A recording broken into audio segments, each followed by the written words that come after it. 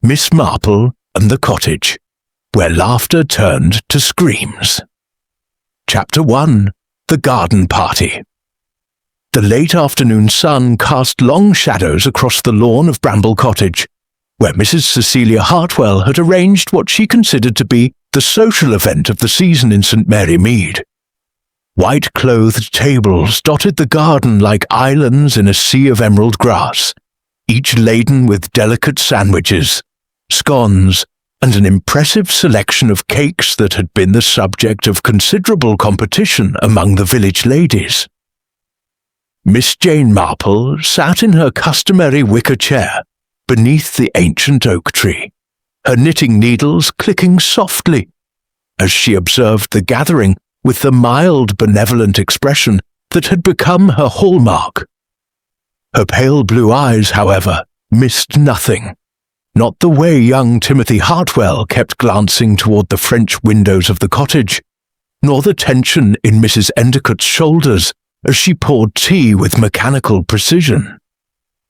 "More cucumber sandwiches, Miss Marple?" asked Mrs. Hartwell, sweeping past with a silver platter held aloft like a trophy. She was a handsome woman in her late 50s, with carefully maintained auburn hair, and a manner that suggested she had once moved in circles far grander than St. Mary Mead could offer. "How very kind, dear," Miss Marple replied, selecting the smallest sandwich with practiced grace. "Such a lovely party. You've outdone yourself." Mrs. Hartwell beamed, though Miss Marple detected a certain brittleness in her smile. "One tries to maintain standards, even in these modern times. My late husband always said that civilization begins with proper entertaining." The late Colonel Hartwell had been dead for 3 years, Miss Marple recalled, though his widow spoke of him as though he had merely stepped out for cigars. The cottage itself had been his retirement dream. A charming 17th-century structure with low ceilings, uneven floors, and a garden that required constant attention.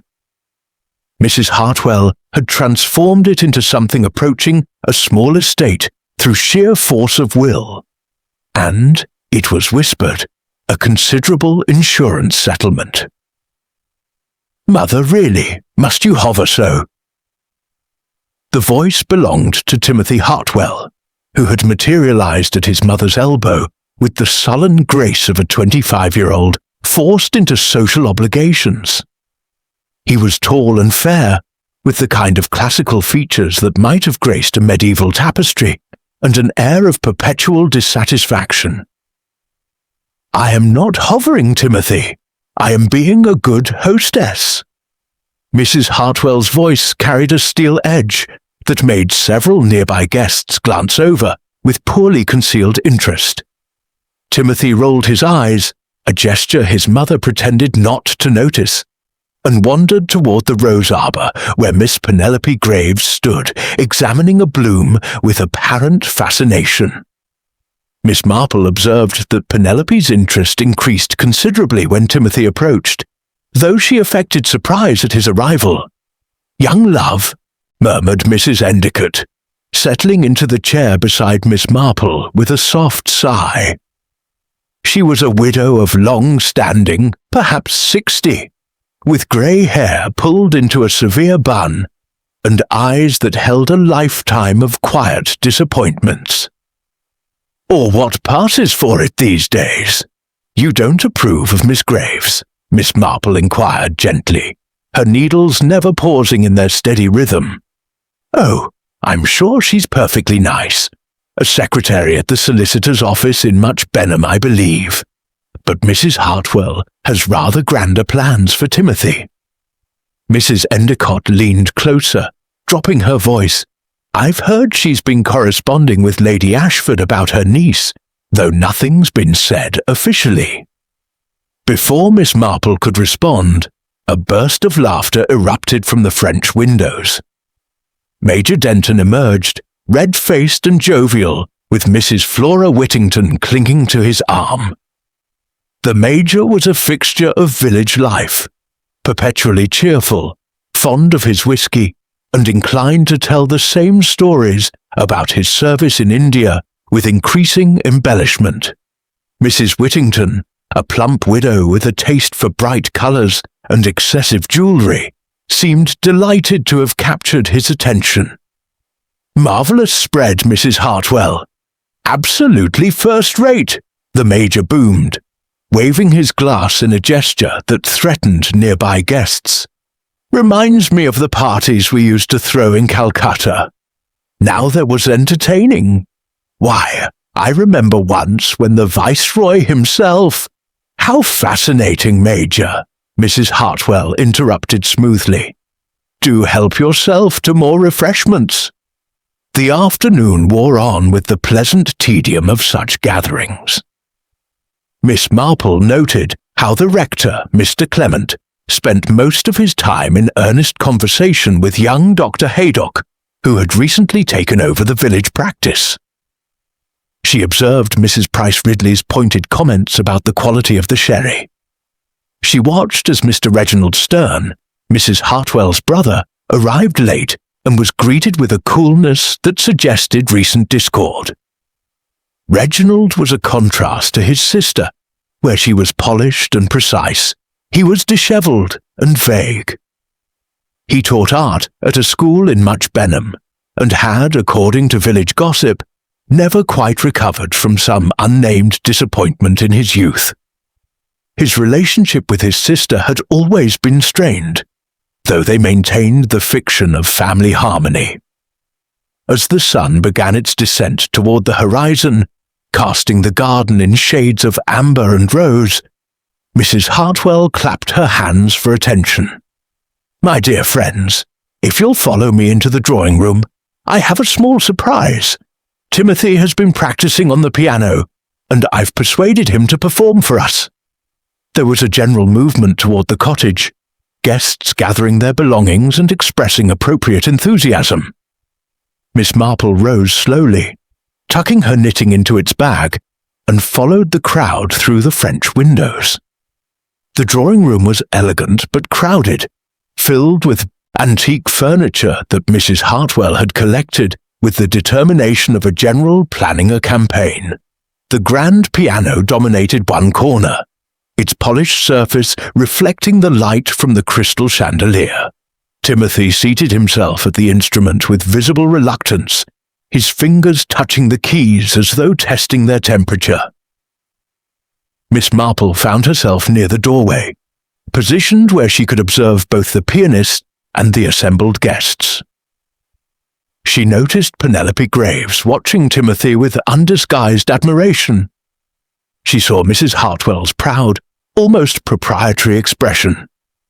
She registered the way Reginald Stern stood apart from the others, a glass in his hand and a distant look in his eyes. Timothy began to play Chopin, Miss Marple recognized, executed with technical proficiency but little emotional depth. The guests listened with polite attention, some genuinely appreciative, others clearly counting the minutes until they could decently leave. And then, quite suddenly, the music stopped. Timothy's hands froze above the keys. His face went white. He turned slowly in his seat, staring not at the assembled guests but at something beyond them, something in the doorway that led to the hall. The scream that followed was high and terrible, cutting through the evening air like a blade. It came not from Timothy, but from Mrs. Flora Whittington, who had apparently grown warm and stepped into the hall for air. Miss Marple, despite her years, was one of the first to reach the hallway. What she saw there would remain etched in her memory with perfect clarity. The crumpled figure at the base of the stairs, the unnatural angle of the neck, and the growing pool of crimson spreading across the Persian runner. Mrs. Cecilia Hartwell, hostess extraordinaire and pillar of St. Mary Mead Society, would never host another garden party. Chapter 2. Chaos and Conjecture. The next hour passed in a blur of confusion and barely controlled panic. Dr. Haydock pushed through the crowd, his face grim as he knelt beside the fallen woman. His examination was brief and professional, though Miss Marple noticed the slight tremor in his hands as he closed Mrs. Hartwell's eyes. "She's gone," he announced quietly. "Her neck is broken. The fall—" "Fall?" Timothy's voice was hoarse, almost unrecognizable. He stood in the drawing-room doorway, one hand gripping the frame as though it were the only thing keeping him upright. She didn't fall. She couldn't have. Mother never used those stairs. She always complained they were too steep, too dangerous. Major Denton had taken charge in the way that retired military men often do in moments of crisis. Now, my boy. Accidents happen. Terrible thing, terrible. But we must keep our heads. Someone ring the police, and perhaps we should all remain where we are until they arrive. Mrs. Whittington had been led to a chair in the drawing-room, where she sat fanning herself and accepting sips of brandy with trembling hands. "I can't bear it," she kept repeating. "I simply can't bear it. To think that just moments ago she was alive, and now—" "Flora, please," Mrs. Price Ridley said sharply. She was a formidable woman with iron-grey hair and a manner that brooked no nonsense. "Hysterics help no one. We must think practically. Where is Mr. Stern? Someone should inform him that his sister—" "I'm here." Reginald Stern emerged from the shadows near the library door. His face was pale but composed, and he carried his empty glass as though it were a talisman. "I heard the screaming. I was in the library looking for a book Cecilia had promised to lend me." Miss Marple, who had quietly returned to her chair, observed this statement with interest. The library was at the far end of the cottage, well away from the staircase. Yet Reginald had appeared remarkably quickly after the discovery of the body. The rector, Mr. Clement, was speaking in low tones to Timothy, offering what comfort he could. Penelope Graves hovered nearby, her pretty face streaked with tears, clearly wanting to approach Timothy, but uncertain of her welcome. Mrs. Endicott had taken it upon herself to cover Mrs. Hartwell's body with a tablecloth, performing the task with quiet efficiency. "The police will want to know where everyone was," Major Denton announced, as though this were a military briefing. "When the poor woman fell, I mean. We should all think carefully. I myself was in the drawing-room, listening to young Timothy's playing. Capital performance, by the way, under the circumstances." "We were all in the drawing-room," Mrs. Price Ridley said impatiently, "except for Flora, who had stepped out, and Mr. Stern, apparently, who was in the library, though I must say it seems odd." "Odd?" Reginald's voice was sharp. "What exactly seems odd, Mrs. Price Ridley?" "Simply that you were away from the gathering at such a crucial moment. Your sister had organized this party with such care, and yet you chose to absent yourself." "I had a headache. The noise, the crowd, I needed a moment of quiet. Is that a crime?" Miss Marple's needles clicked softly. She was thinking about the stairs, about Mrs. Hartwell's known aversion to them, about the way Timothy had frozen at the piano. She was also thinking about something else, something small and perhaps insignificant, but her experience had taught her that insignificant details often proved to be quite the opposite. Inspector Slack arrived 40 minutes after the telephone call, bringing with him the full weight of official authority and a manner that managed to be both brusque and ineffectual. He was a heavy-set man with thinning hair and an unfortunate tendency to jump to conclusions. "Right then," he said, surveying the scene with ill-concealed irritation. "This is what happens when old women go climbing steep stairs. Tragic, certainly, but hardly mysterious. Dr. Haydock, you've examined the body." "I have, Inspector. Death was instantaneous, caused by a broken neck consistent with a fall down the stairs. There you have it. accidental death, terrible shame, but these things happen. Now, I'll need statements from everyone who was present, but I don't expect this will take long." "Inspector," Timothy said, his voice stronger now, though still strained, "I must insist that you investigate this properly. My mother would never have used those stairs. She was terrified of them. She always used the main staircase at the front of the house." Inspector Slack's expression suggested he had encountered grieving relatives before and knew how to handle them. Yes, I understand you're upset, Mr. Hartwell. But people do irrational things. Perhaps she was in a hurry. Perhaps she forgot her usual caution. The evidence is clear. She fell down the stairs, unless you're suggesting something else. I'm suggesting that something is wrong. Very wrong." "Inspector," Miss Marple said gently, her voice so soft that several people turned in surprise, having forgotten she was there. "Perhaps Mr. Hartwell has a point. Might it be worth examining the circumstances a bit more carefully? After all, Mrs. Hartwell was the hostess of this gathering. It does seem unusual that she would leave her guests to climb a staircase she reportedly feared." Inspector Slack turned to regard Miss Marple with the kind of patronizing patience one might show to a confused child. "With respect, madam, I believe I know how to conduct an investigation. Now, if everyone could please provide their names and addresses to my sergeant, we can wrap this up efficiently." The guests complied with varying degrees of cooperation. Mrs. Whittington, still tearful, provided a rambling account of her discovery of the body. Major Denton offered his observations with military precision. Mrs. Price Ridley made it clear she had seen nothing unusual, while Mrs. Endicott quietly confirmed she had been in the drawing room throughout the performance. Penelope Graves, her voice barely above a whisper, explained that she had been standing near the back of the drawing room, where she could watch Timothy play. Mr. Clement verified that he had been engaged in conversation with Dr. Haydock near the fireplace. Reginald Stern repeated his account of being in the library, and no one could contradict him.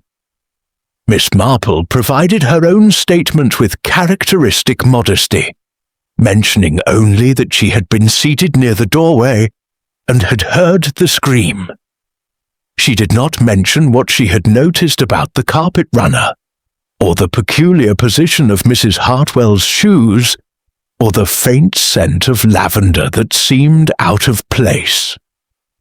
These were merely observations after all, and Inspector Slack clearly had no interest in observations from elderly ladies who knitted. As the guests were finally permitted to leave, Timothy stood alone in the hallway, staring at the spot where his mother had died. The tablecloth had been removed when the body was taken away, but the stain remained, a dark accusation against the elegant carpet. "I know she didn't fall," he said to no one in particular. "I know it." Miss Marple paused on her way out, resting a gentle hand on his arm. "Then we must find out what really happened, mustn't we? But these things take time and patience, and observation." Timothy looked at her with sudden hope. "Will you help? Everyone says you're remarkably clever at sorting out these sorts of puzzles." "I merely observe human nature, my dear. But yes, I shall certainly take an interest. Now, you should rest. Tomorrow will bring fresh perspectives." As Miss Marple walked slowly home through the gathering twilight, her mind was already sifting through the events of the evening, arranging them like pieces of a puzzle that had not yet revealed its pattern. She thought about Mrs. Hartwell's character, about the relationships within that house, about the small details that others had overlooked. Somewhere in the chaos of that terrible evening, she suspected, was a truth that would prove far more disturbing than a simple accident. Chapter 3. Whispers and Revelations. The village of St. Mary Mead had not experienced such excitement in years. By the following morning, Mrs. Hartwell's death had been dissected, analysed, and embroidered upon in every shop, garden, and drawing room within a 5-mile radius. Miss Marple, making her customary rounds, listened with the air of someone merely passing time in pleasant conversation. At the fishmonger's, she learned from Mrs. Dane that Mrs. Hartwell had been seen arguing with her brother just 2 days before the party. At the greengrocer's, young Betty informed her that Timothy had been spotted in Much Benham with Penelope Graves on several occasions, looking very romantic-like. At the post office, Miss Hartnell mentioned that Mrs. Hartwell had recently changed her will, though how she knew this was left diplomatically unasked. "Changed her will, you say?" Miss Marple murmured, selecting stamps with careful deliberation. "How very interesting! Well, I shouldn't gossip," Miss Hartnell said in the tone of someone who fully intended to do exactly that. "But my cousin works at Messrs. Galbraith and Stevens in Much Benham, the solicitors, you know, and she happened to mention that Mrs. Hartwell had been in just last week, making alterations to her will, apparently. Very particular about it, too." Miss Marple filed this information away as she continued her rounds. At the rectory, she found Mr. Clement in his study looking troubled. "Ah, Miss Marple, I was hoping you might call. This business with Mrs. Hartwell has left me quite distressed. Inspector Slack seems convinced it was an accident, but young Timothy is beside himself. He keeps insisting his mother was murdered." "And what do you think, Mr. Clement?" The rector sighed, removing his spectacles to polish them with his handkerchief. "I think grief can make people see conspiracies where none exist. And yet, I must admit, there was something rather odd about the whole evening. Mrs. Hartwell was in such high spirits before the gathering. She seemed almost triumphant about something." "Triumphant? How interesting! Did she say what pleased her so?" "Not directly, but I overheard her speaking to her brother, before he arrived late, you understand. She was on the telephone in the study. I was passing by and couldn't help but hear. She said something about how he would finally have to face facts, that she'd made certain arrangements, and that it was time for everyone to understand their proper place." Miss Marple nodded slowly. "She sounds as though she were making preparations, perhaps for an announcement." "That was my impression, though what announcement I couldn't say." Miss Marple's next visit was to Dr. Haydock, whom she found in his surgery reviewing notes. He greeted her with the mixture of respect and amusement that most people felt towards St. Mary Mead's most famous resident. "Come to pick my brain about the post-mortem, have you?" he asked with a smile. "I'm afraid there's not much to tell. Death was caused by a broken neck, consistent with a fall. There were no other injuries, no signs of struggle, no indication of foul play." "What about the angle of the fall?" Miss Marple asked. "Could you tell if she had been pushed?" Dr. Haydock shook his head. "Impossible to say with certainty. The injuries would look the same whether she fell or was pushed. There were no defensive wounds, no bruising to suggest she'd been grabbed or shoved. If it was murder, it was executed very cleanly." "And the time of death?" "Between 7:15 and 7:30 in the evening. Timothy had just begun playing the piano at 7:12. I checked my watch, as I had another appointment afterward. The scream came perhaps 10 or 15 minutes later." Miss Marple thanked him and made her way to Bramble Cottage, where she found Timothy sitting in the library, surrounded by papers and photographs. He looked as though he hadn't slept. "Miss Marple," he said, rising quickly, "thank goodness. I've been going through Mother's things, trying to find something, anything that might explain what happened. And have you found anything? Timothy gestured helplessly at the papers. Letters, bills, social correspondence, nothing that seemed significant except... He picked up a leather-bound diary. This was locked in her desk drawer. I had to force the lock, I'm afraid. Perhaps you should let me see it, Miss Marple suggested gently. The diary was revealing in its way. Mrs. Hartwell had kept meticulous records of her social engagements, her expenses, and her opinions of her neighbours. But it was the entries from the past month that caught Miss Marple's attention. September the 2nd, confronted R about the money again. He continues to deny everything, but I know what I saw. Time to take action. September 10th. Spoke with Galbraith about the will. All arranged as I wished. R will be most displeased, but he's brought this on himself. September 18th. Timothy still sees that Graves girl despite my wishes. Must make my position clear at the party. Lady Ashford's niece arrives next week. A far more suitable match. September 25th. Everything is in place. The party will be the perfect occasion to make my announcements. R will attend whether he likes it or not. R is obviously your Uncle Reginald, Miss Marple observed. It appears there was some dispute about money.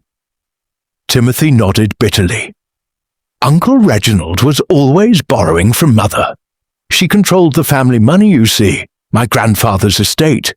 Uncle Reginald received an allowance, but it was never enough for him. He's rather hopeless with finances. And these announcements she intended to make? Timothy's jaw tightened. About Penelope, I expect. Mother never approved. Penelope is wonderful, kind, intelligent, hard-working, but she's not titled or wealthy, so Mother considered her beneath us. It's ridiculous snobbery, but Mother could never see past social position. Miss Marple considered this carefully. Did your uncle know about the changes to the will? I don't see how he could have. Mother was very secretive about her financial affairs. Perhaps, Miss Marple said softly, we should have a conversation with Mr. Stern. They found Reginald Stern in his cottage at the edge of the village, a small, untidy place that smelled of turpentine and neglect. He was working on a painting when they arrived and seemed unsurprised to see them.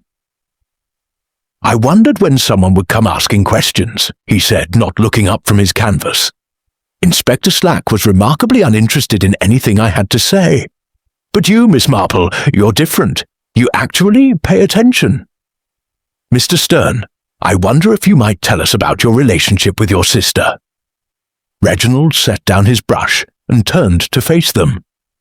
His expression was weary rather than defensive. We didn't get along, haven't for years. Cecilia was always the favoured child, the successful one. She married well, moved in society, did everything our parents wanted. I was the disappointment, the artistic dreamer who never amounted to anything. And the money? Miss Marple asked gently. Reginald laughed without humour. Ah, yes, the money. Our father left everything in trust, with Cecilia as the primary beneficiary, and me receiving an allowance at her discretion. It was meant to encourage me to make something of myself, I suppose. Instead, it just made me dependent on my sister's charity. You quarrelled about it recently. We quarrelled about it constantly. I needed more. My expenses, my students, my work, it all costs money. But Cecilia believed I was wasting what she gave me. She wanted me to give up teaching, give up painting, get what she called a proper job. As if teaching wasn't proper enough. Did you know she had changed her will? Reginald's face went pale. Changed it? How? That's what we're trying to discover, Timothy said coldly. Perhaps she was planning to cut you off entirely. If she did, then her death benefits you considerably. Reginald shot back. You inherit everything now, don't you? The house, the money, the freedom to marry your little secretary without mother's interference." The two men faced each other with barely concealed hostility. Miss Marple intervened before the situation could escalate. "Gentlemen, please, we're all seeking the truth here. Mr. Stern, I must ask, where exactly were you when Mrs. Hartwell died? I told the inspector I was in the library." "Yes, but the library is quite far from the drawing room. What took you there?" Reginald hesitated, then sighed. "Very well. The truth is, I was avoiding the party. Cecilia had made it clear she was going to announce something that evening, something that would, in her words, clarify everyone's position. I suspected she meant to humiliate me in front of half the village, so I went to the library to fortify myself with brandy before facing whatever she had planned." "Did anyone see you there?" "No, that was rather the point." Miss Marple nodded slowly. "And you heard nothing unusual? No sounds from the back stairs? The back stairs are well away from the library. I heard music, the general murmur of conversation, then screaming. By the time I reached the hall, everyone was already gathered around," he stopped, swallowing hard, "around Cecilia's body." As they left Reginald's cottage, Timothy turned to Miss Marple with frustration evident in every line of his face. He had motive and opportunity. He could easily have slipped out of the library, pushed Mother down the stairs, and returned without anyone noticing. He could have, Miss Marple agreed, but so could several other people. The question we must ask ourselves is not simply who could have done it, but who would have done it, and why at that particular moment. "What do you mean?" Miss Marple smiled gently. "Your mother was planning to make announcements at the party. What if someone wanted to prevent those announcements? What if the murder wasn't about what had happened, but about what was going to happen?" Timothy stared at her. "You think Mother was killed to keep her quiet about something?" "I think, my dear, that we need to discover exactly what your mother intended to announce, and to do that, we must speak with her solicitor." Chapter 4. The Will and the Way. Mr. Galbraith of Messrs. Galbraith and Stevens was a thin, precise man, who received Miss Marple and Timothy in his oak-panelled office with the cautious courtesy of someone who dealt in other people's secrets. He had, he explained, been expecting them.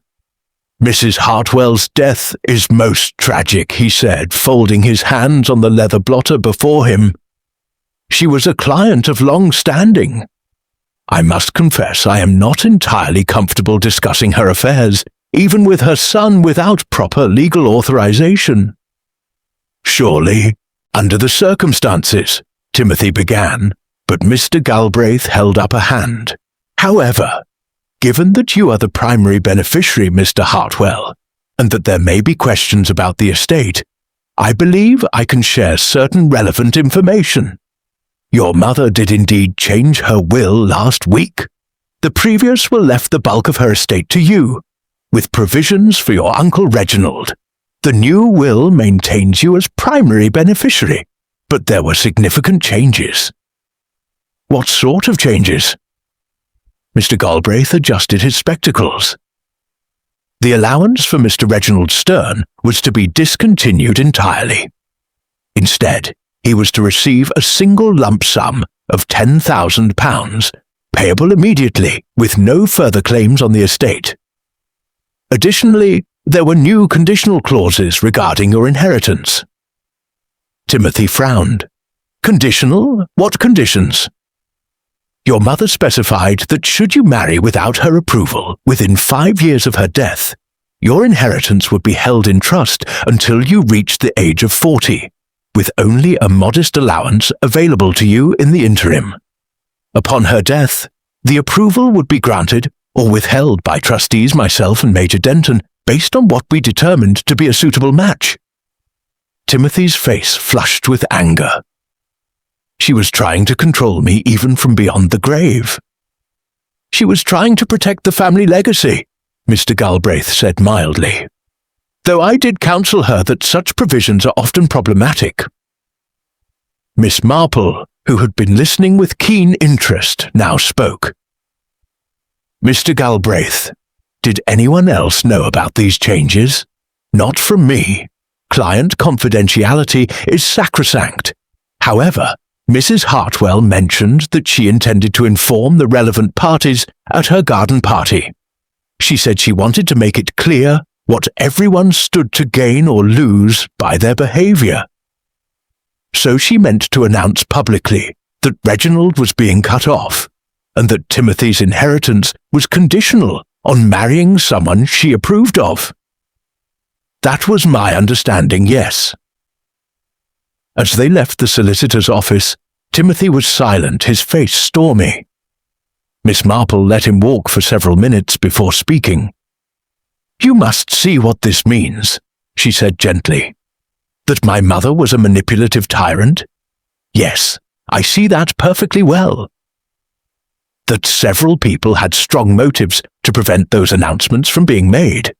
Your uncle would have been publicly humiliated and cut off from future support. You would have learned that your freedom to marry as you chose was to be taken away. Timothy stopped walking. You think I killed my own mother? I think the police might consider it a possibility. You were in the drawing room, yes, but you were also at the piano, with your back to the door. You could have excused yourself briefly, committed the act and returned before anyone noticed your absence. But I didn't. I was playing the entire time. Were you? Or did you pause? Did you make a mistake? Stop to collect yourself? In the confusion of the moment, would anyone remember exactly? Timothy's face had gone white. This is absurd. I loved my mother despite her faults. I would never have hurt her. I believe you, Miss Marple said softly. But we must consider all possibilities if we're to discover who did hurt her. Tell me, what did you think of Major Denton? The change of subject caught Timothy off guard. Major Denton, he's a bore, mostly. Tells the same stories endlessly. Why? He was named as one of the trustees in your mother's new will. Did you know that?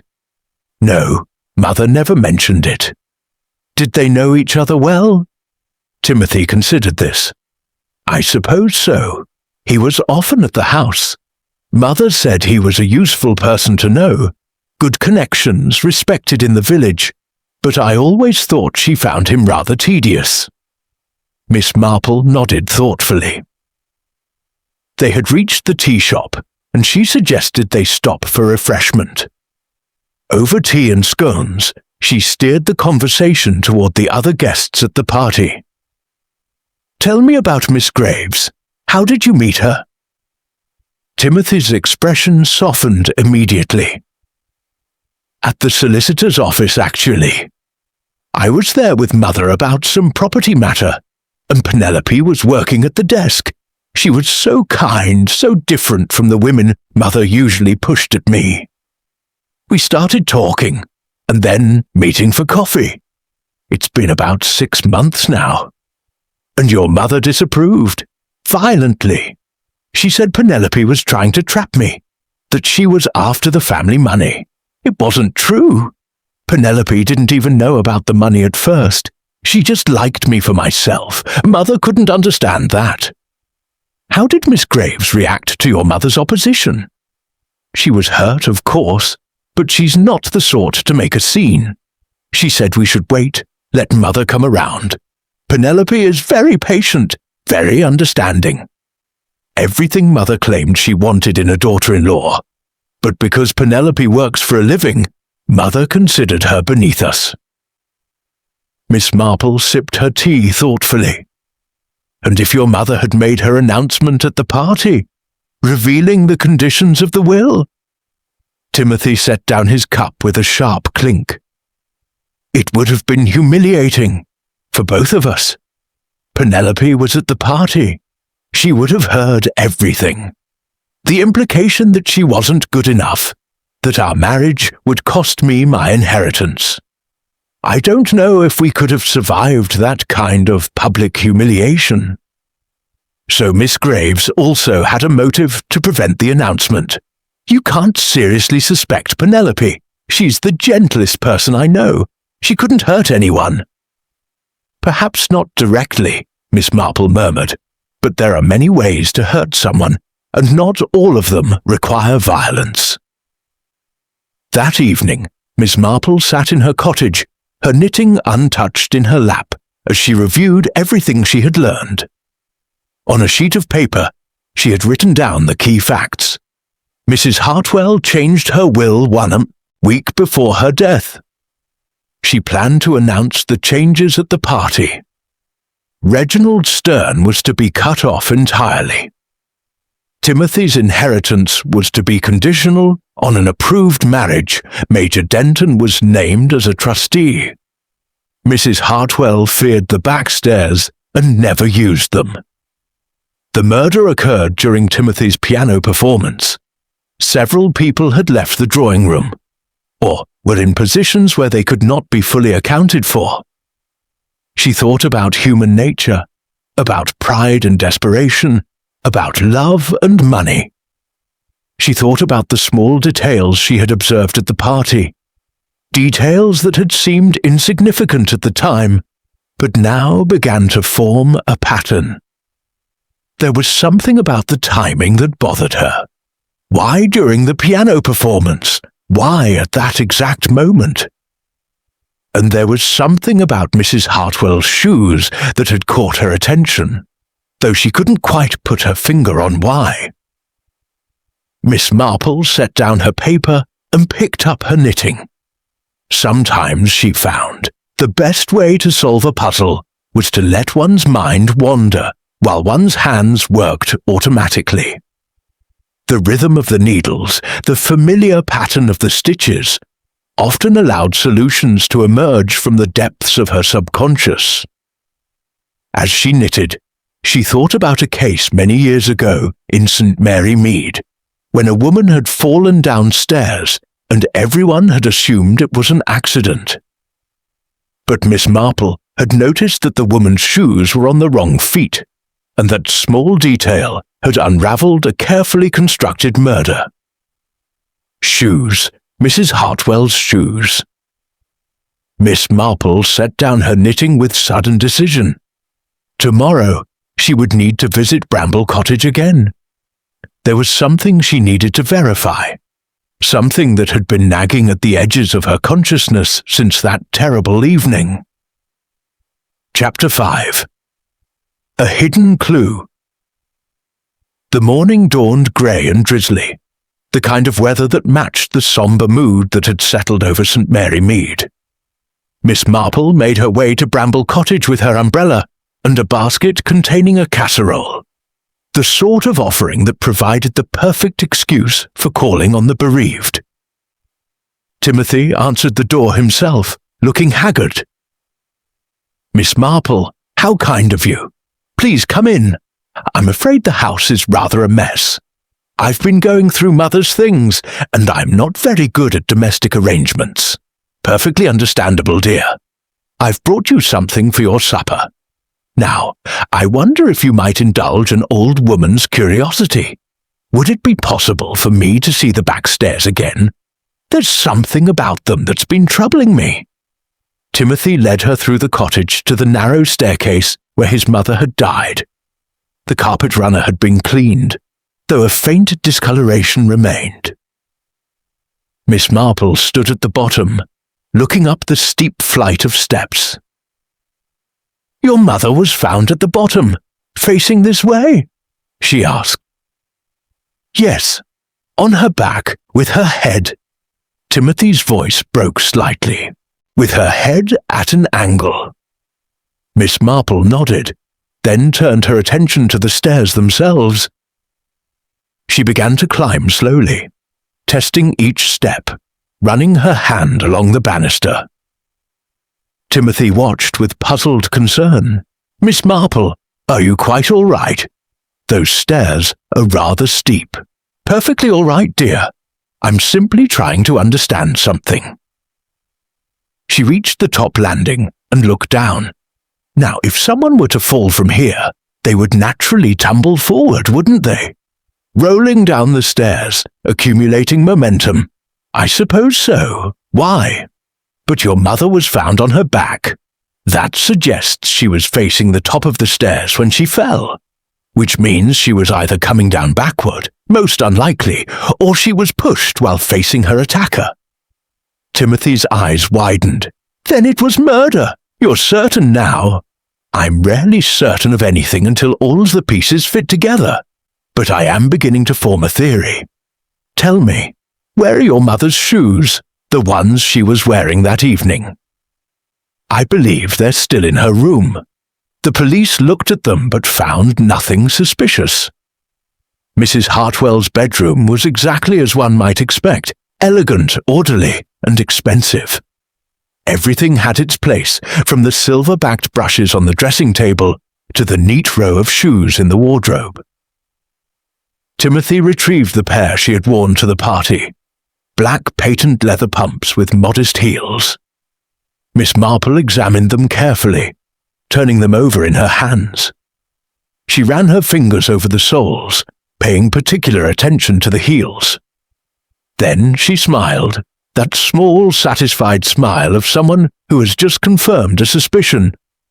Most interesting, she murmured. Timothy, did your mother suffer from any problems with her feet? Not that I know of. Why do you ask?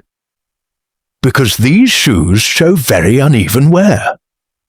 The left heel is considerably more worn than the right, and there's a scuff mark on the left toe that suggests she dragged that foot slightly when she walked.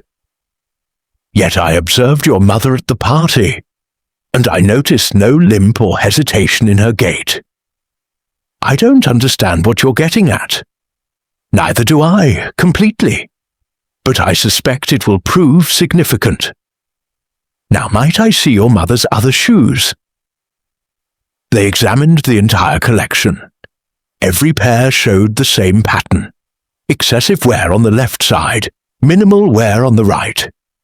Yet Mrs. Hartwell had walked perfectly normally at the party.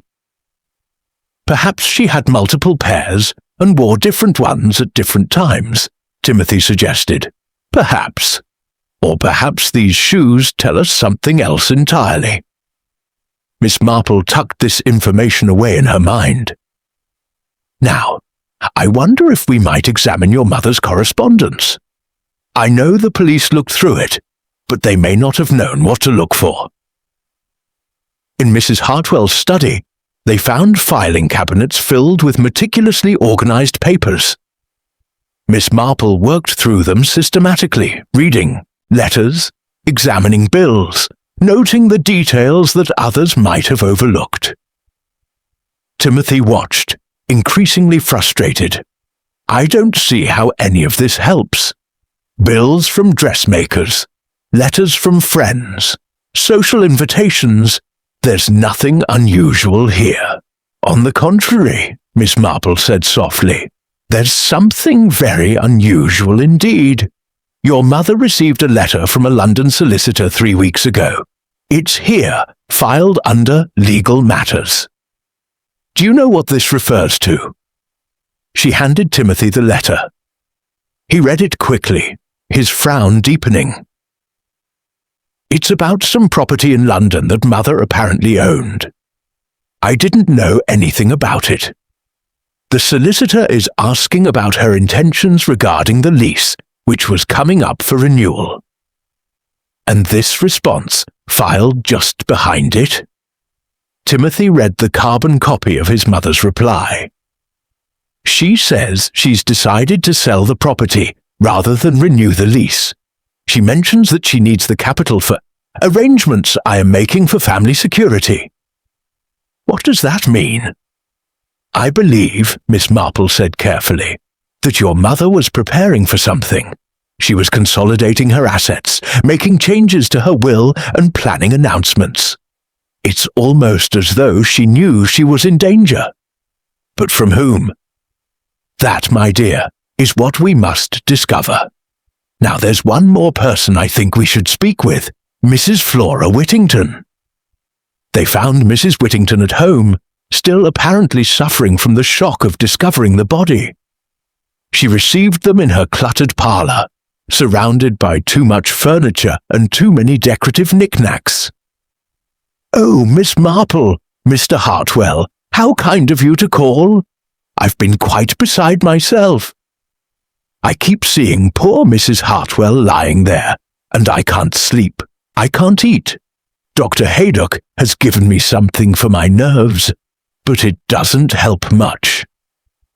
"I'm sure it's been terribly distressing," Miss Marple said sympathetically. "But I wonder if you might help us understand exactly what happened. You discovered the body, didn't you?" "Yes, and I wish I hadn't. I'd gone into the hall because I was feeling rather warm. The drawing room was so crowded, and I thought I might step outside for some air. That's when I saw her, lying at the bottom of the stairs. I knew at once she was dead. One can always tell, can't one? The way the body looks, so empty and still. And you screamed. I couldn't help myself. It was such a shock. Everyone came running, and then there was such confusion. Poor Dr. Haydock trying to help, though of course it was too late." "Mrs. Whittington," Miss Marple said gently, "when you stepped into the hall, did you see anyone else? Anyone near the stairs or leaving the area?" Mrs. Whittington's brow furrowed. "I don't think so. Though I wasn't really looking, you understand. I was focused on getting some air. Wait, there might have been someone. Just a glimpse of movement near the library door. But it was so quick, and then I saw Mrs. Hartwell, and everything else went out of my mind. A glimpse of movement. Can you describe it? Was it a man or a woman? I couldn't say. Truly, I couldn't. It was just a shadow, really. Or perhaps I imagined it. One's mind plays tricks in moments of stress." After they left Mrs. Whittington's house, Timothy turned to Miss Marple with excitement. "She saw someone near the library door. That's where Uncle Reginald claimed to be. He must have been coming from the stairs, returning to the library after pushing Mother." "Perhaps," Miss Marple said. "Or perhaps the shadow she saw was someone going to the library, not coming from it. Or perhaps it was someone else entirely. We mustn't jump to conclusions." "Then what do we do?" "We continue to observe and to ask questions. I think it's time we spoke with Miss Penelope Graves." They found Penelope at the solicitor's office in Much Benham during her lunch hour. She agreed to walk with them in the small park across the street, her pretty face anxious and drawn. "I've been so worried about Timothy," she said, taking his hand. "This has been horrible for you. I wanted to come to the house, but I wasn't sure if I'd be welcome. Your mother never liked me, and I didn't want to intrude on your grief." "You could never intrude," Timothy said warmly. "You're the only bright spot in all of this darkness." Miss Marple observed the young couple with interest. Penelope Graves was indeed pretty, with soft brown hair and gentle eyes that held genuine affection when she looked at Timothy. She seemed sincere in her concern, but Miss Marple had learned long ago that sincerity could be feigned by those with sufficient motivation. "Miss Graves," she said, "I wonder if you might tell me about the evening of the party. You were in the drawing room during Timothy's performance?" "Yes, standing near the back. I wanted to hear him play, but I also knew Mrs. Hartwell wouldn't want me too prominently placed. She'd made it clear I was only invited out of courtesy to Timothy." "And you saw nothing unusual? Heard nothing?" Penelope hesitated. "I'm not sure if it's significant, but I did notice Mrs. Hartwell seemed agitated during the afternoon. Before we went inside for the performance, I saw her speaking with Major Denton near the French windows. They seemed to be having a rather intense conversation. Mrs. Hartwell looked upset, and the Major was trying to calm her down." "Did you hear what they were discussing?" "Only fragments. Something about making sure and too late to back out now. Mrs. Hartwell said something like, "They'll all know the truth by evening's end." And the Major said, "Are you quite certain this is wise?" But then they noticed me approaching and changed the subject. Timothy frowned. Why would Mother be confiding in Major Denton? Perhaps because he was to be one of your trustees, Miss Marple suggested. She may have been informing him of his new responsibilities, or perhaps they were discussing something else entirely. After parting from Penelope, Miss Marple insisted on calling upon Major Denton. They found him at his cottage, a neat bachelor establishment filled with military memorabilia and faded photographs of his service years. "Miss Marple, young Hartwell, come in, terrible business all this. Still can't quite believe it." Mrs. Hartwell was a fine woman, very fine indeed. Knew how to run things properly, not like some of these modern types. "Major," Miss Marple said, once they were settled with tea, "I understand Mrs. Hartwell had named you as a trustee in her new will." The Major's jovial expression faltered slightly. Yes, she mentioned something about it. Asked if I'd be willing to serve. Duty and all that. One doesn't refuse such requests, though I must say I wasn't entirely comfortable with the whole arrangement. "Oh, why not?" "Well, putting conditions on a young man's inheritance based on whom he marries seems a bit heavy-handed, doesn't it? Not that I said as much to Mrs. Hartwell. She was quite determined, said it was essential for preserving the family's position." "Did she tell you whom she hoped Timothy would marry?" "Lady Ashford's niece. Nice gel by all accounts. Good family, proper upbringing. Mrs. Hartwell was quite keen on making the match. She'd invited the girl to visit next week, planned to introduce her to Timothy at a dinner party. All very calculated, I'm afraid." Timothy's jaw tightened, but he said nothing. "Major Denton," Miss Marple continued, "Miss Graves mentioned that you and Mrs. Hartwell were having a conversation just before the performance. What were you discussing?" The Major shifted uncomfortably. "Oh, just the usual chit-chat. Nothing of consequence." She seemed upset. Was she having second thoughts about her plans? The Major was silent for a long moment, his fingers drumming on the arm of his chair. Finally, he sighed. "Very well. I suppose it will all come out eventually." Mrs. Hartwell had received a letter that afternoon, delivered by hand apparently during the party. She showed it to me because she was uncertain how to respond. It was rather unpleasant. What did it say? It said that if she went ahead with her planned announcements, certain information about her past would be made public. Information that would, as the letter put it, destroy her carefully constructed reputation. Timothy stared. Someone was blackmailing my mother? It appeared so, though the letter didn't explicitly demand money, just silence. Mrs. Hartwell was furious. She said she wouldn't be intimidated, that she'd worked too hard to let anyone threaten her now. I tried to counsel caution, suggested she might postpone her announcements until the matter could be investigated. But she was adamant. She said, and I quote, "Let them do their worst. I've faced worse than this and survived."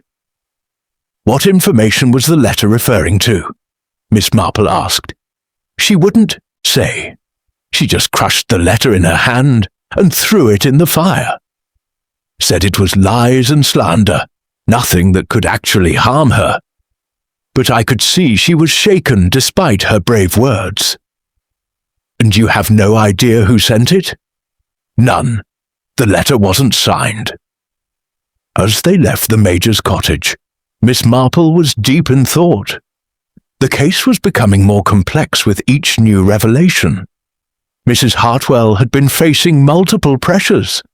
The need to control her family's future, the threat of blackmail, the resistance of those around her to her plans. Any one of these might have provided a motive for murder. But which one had actually triggered the fatal act? And who, among all the people at that party, had both the motive and the opportunity to push Cecilia Hartwell down those stairs? Miss Marple was beginning to see the shape of the truth, but there were still pieces missing. And she knew from experience that in matters of murder, it was often the smallest, most overlooked detail that proved to be the key to everything. Chapter 6. Confrontations and Secrets. That evening, Miss Marple invited several key individuals to tea at her cottage, an informal gathering that she presented as a memorial for Mrs. Hartwell, but which she intended as something quite different. Timothy came, of course, and Penelope Graves. Reginald Stern arrived looking wary. Mrs. Endicott accepted the invitation with her usual quiet efficiency, and somewhat to Miss Marple's surprise, Mrs. Price Ridley announced that she too would attend, as she had relevant information to share. Miss Marple served tea with her customary grace, chatting pleasantly about village matters until everyone had settled. Then, with a gentleness that belied her purpose, she turned the conversation to the late Mrs. Hartwell. "I've been thinking a great deal about Cecilia," she said softly. "She was a remarkable woman in many ways, so determined, so focused on maintaining her family's position. It must have been difficult for her, being widowed at a relatively young age, taking on the responsibility of managing the estate alone. She thrived on it," Reginald said bitterly. "Control was Cecilia's, favourite pastime. And yet," Miss Marple continued, "there were aspects of her life that remained mysterious. For instance, Mrs. Price Ridley. You mentioned you had relevant information?" Mrs. Price Ridley set down her teacup with a decisive clink. "I've been debating whether to speak up, but in the interests of truth, I believe I must. Mrs. Hartwell was not who she claimed to be." The room fell silent. Timothy stared at Mrs. Price Ridley in disbelief. "What are you talking about?" "I mean that your mother's background was not as illustrious as she led everyone to believe. I have a cousin who lives in Yorkshire, where Mrs. Hartwell, or should I say, Miss Cecilia Perkins, grew up. She was the daughter of a shopkeeper, not a gentleman. She changed her name and fabricated a family history when she married your father." Reginald gave a harsh laugh. "So the great secret comes out at last. Yes, it's true. Cecilia was born plain Cecilia Perkins, daughter of a grocer. She was clever and beautiful, and she used both to climb as high as she could. Our father, my father I should say, we shared a mother but had different fathers, married her when he was already quite old. Cecilia had been his housekeeper, and she made herself indispensable." "You knew about this?" Timothy demanded. "Of course I knew. It's why Cecilia kept me on an allowance, rather than giving me a lump sum. She was afraid I'd tell people the truth about her origins.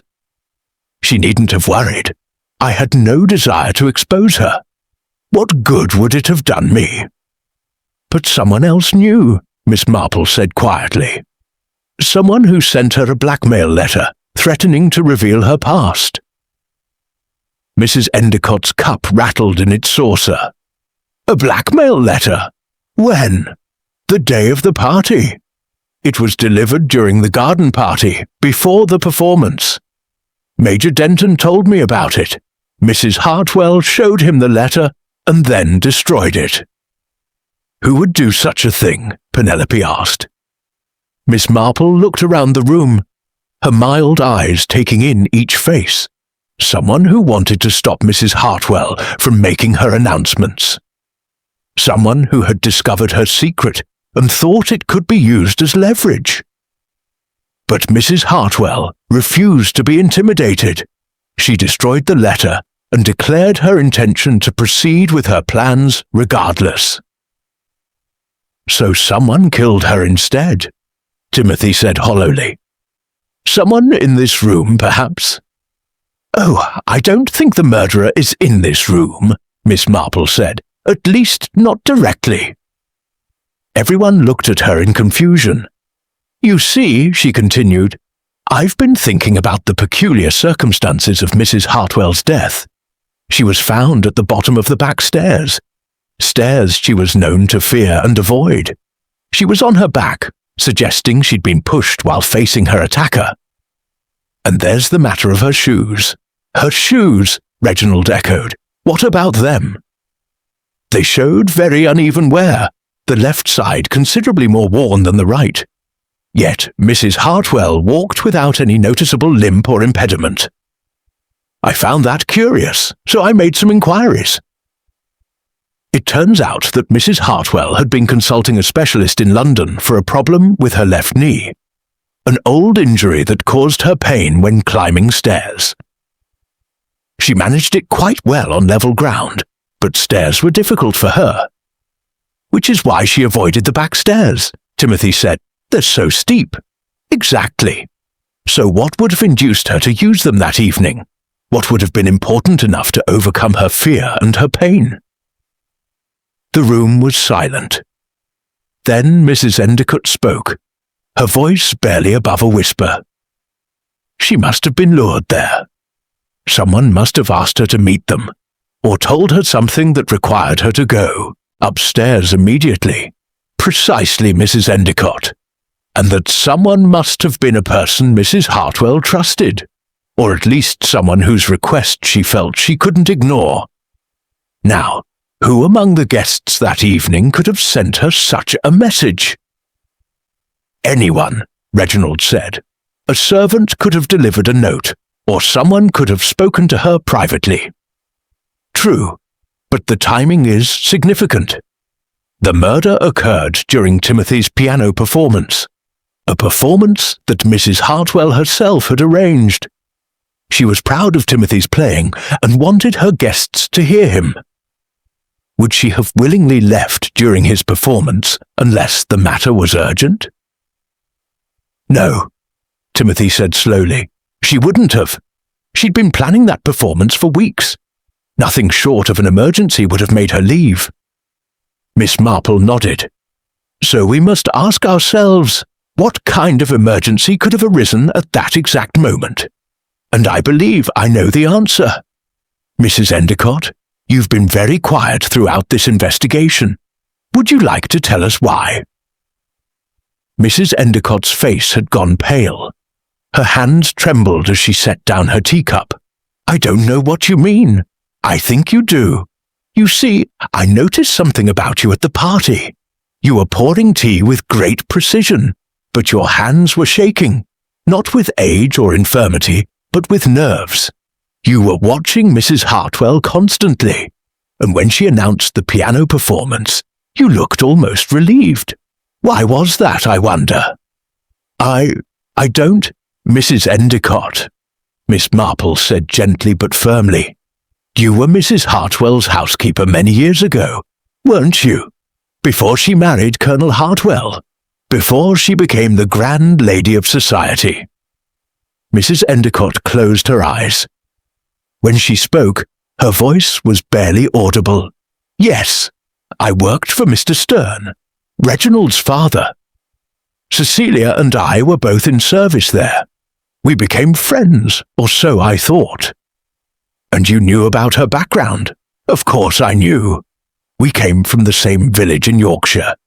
We'd grown up together, Cecilia Perkins and Eleanor Watkins. When her mother died and her father fell on hard times, Cecilia came to work at the Stern House. She was ambitious even then. She made no secret of wanting to better herself. But you said nothing when she reinvented herself as a lady of breeding. Mrs. Endicott's eyes blazed. Why should I have? She'd earned her position through her own efforts.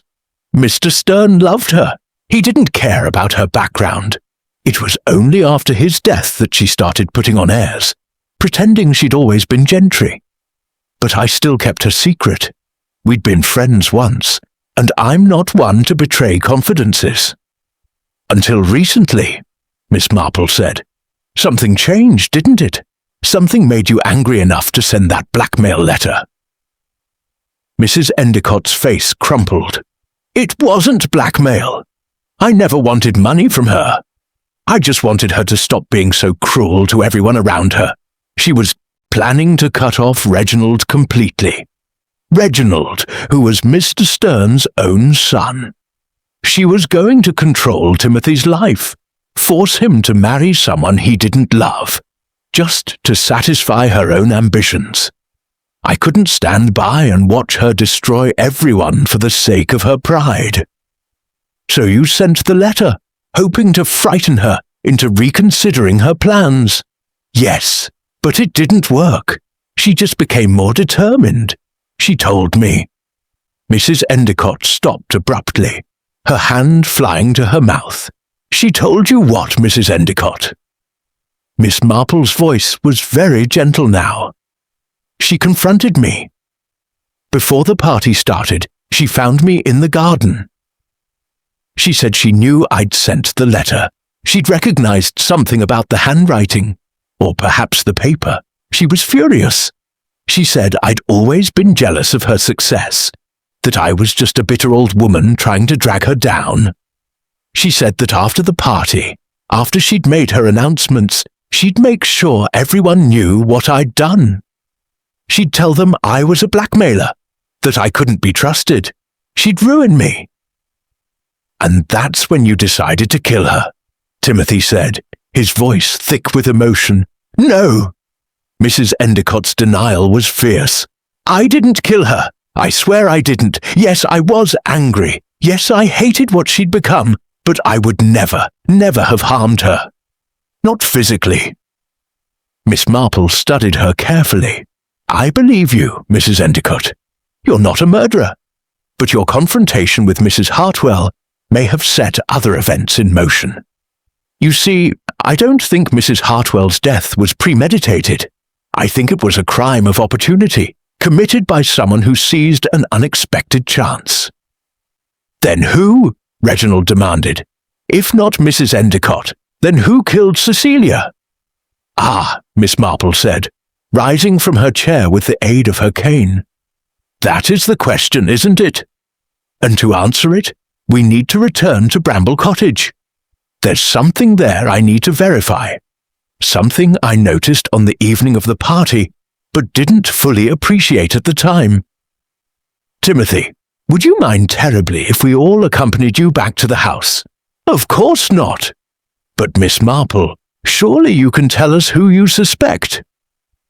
I could, Miss Marple said, but I've been wrong before, and in matters of this gravity, one must be absolutely certain. So let us go and find our final proof. Chapter 7. Another twist. The group made their way through the darkening streets of St. Mary Mead to Bramble Cottage. A light rain had begun to fall, lending an ominous atmosphere to their procession. Timothy unlocked the front door and led them inside, turning on lights as they went. Where do you want to go? He asked Miss Marple. To the back stairs, if you please, and I'll need everyone to gather in the hall. They assembled in the narrow hallway, an odd collection of people united by tragedy and suspicion. Miss Marple stood at the base of the stairs, looking up at the steep flight of steps.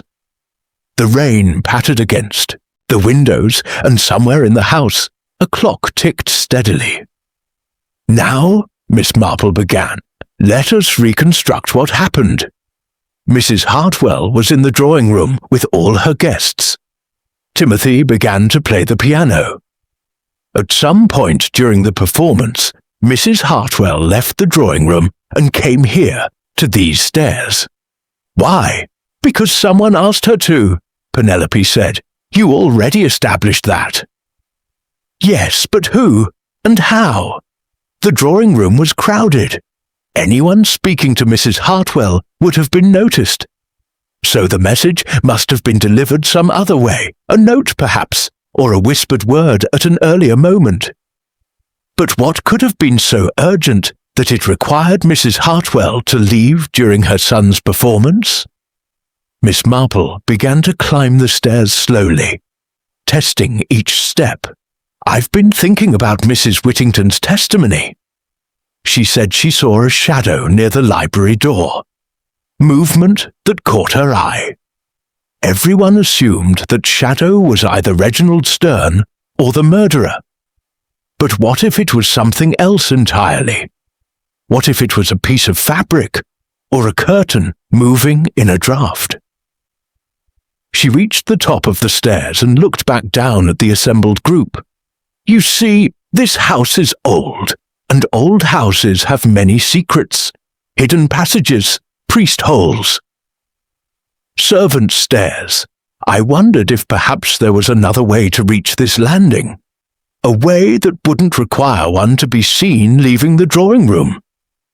"The servants' corridor," Timothy said suddenly. "There's a narrow passage that runs behind the walls, connecting the kitchen to the upstairs. We never use it. It's too cramped and dark, but it's there. Precisely. And I believe that's how our murderer moved unseen through the house. But we're getting ahead of ourselves. First, let's consider what happened upstairs. Mrs. Hartwell climbed these stairs. Difficult for her. But she persevered because she believed the matter was urgent. She reached this landing, and then what?"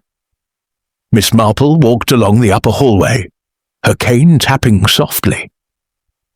She stopped at a bedroom door, not Mrs. Hartwell's, but a guest room that appeared unused. "Timothy, whose room is this?" "It was meant for guests, but no one stayed here for months. Why?" "Because I believe this is where Mrs. Hartwell was heading when she was killed. Look at the door. There's a small envelope on the floor just inside. It must have been slipped under the door." Timothy pushed open the door and retrieved the envelope.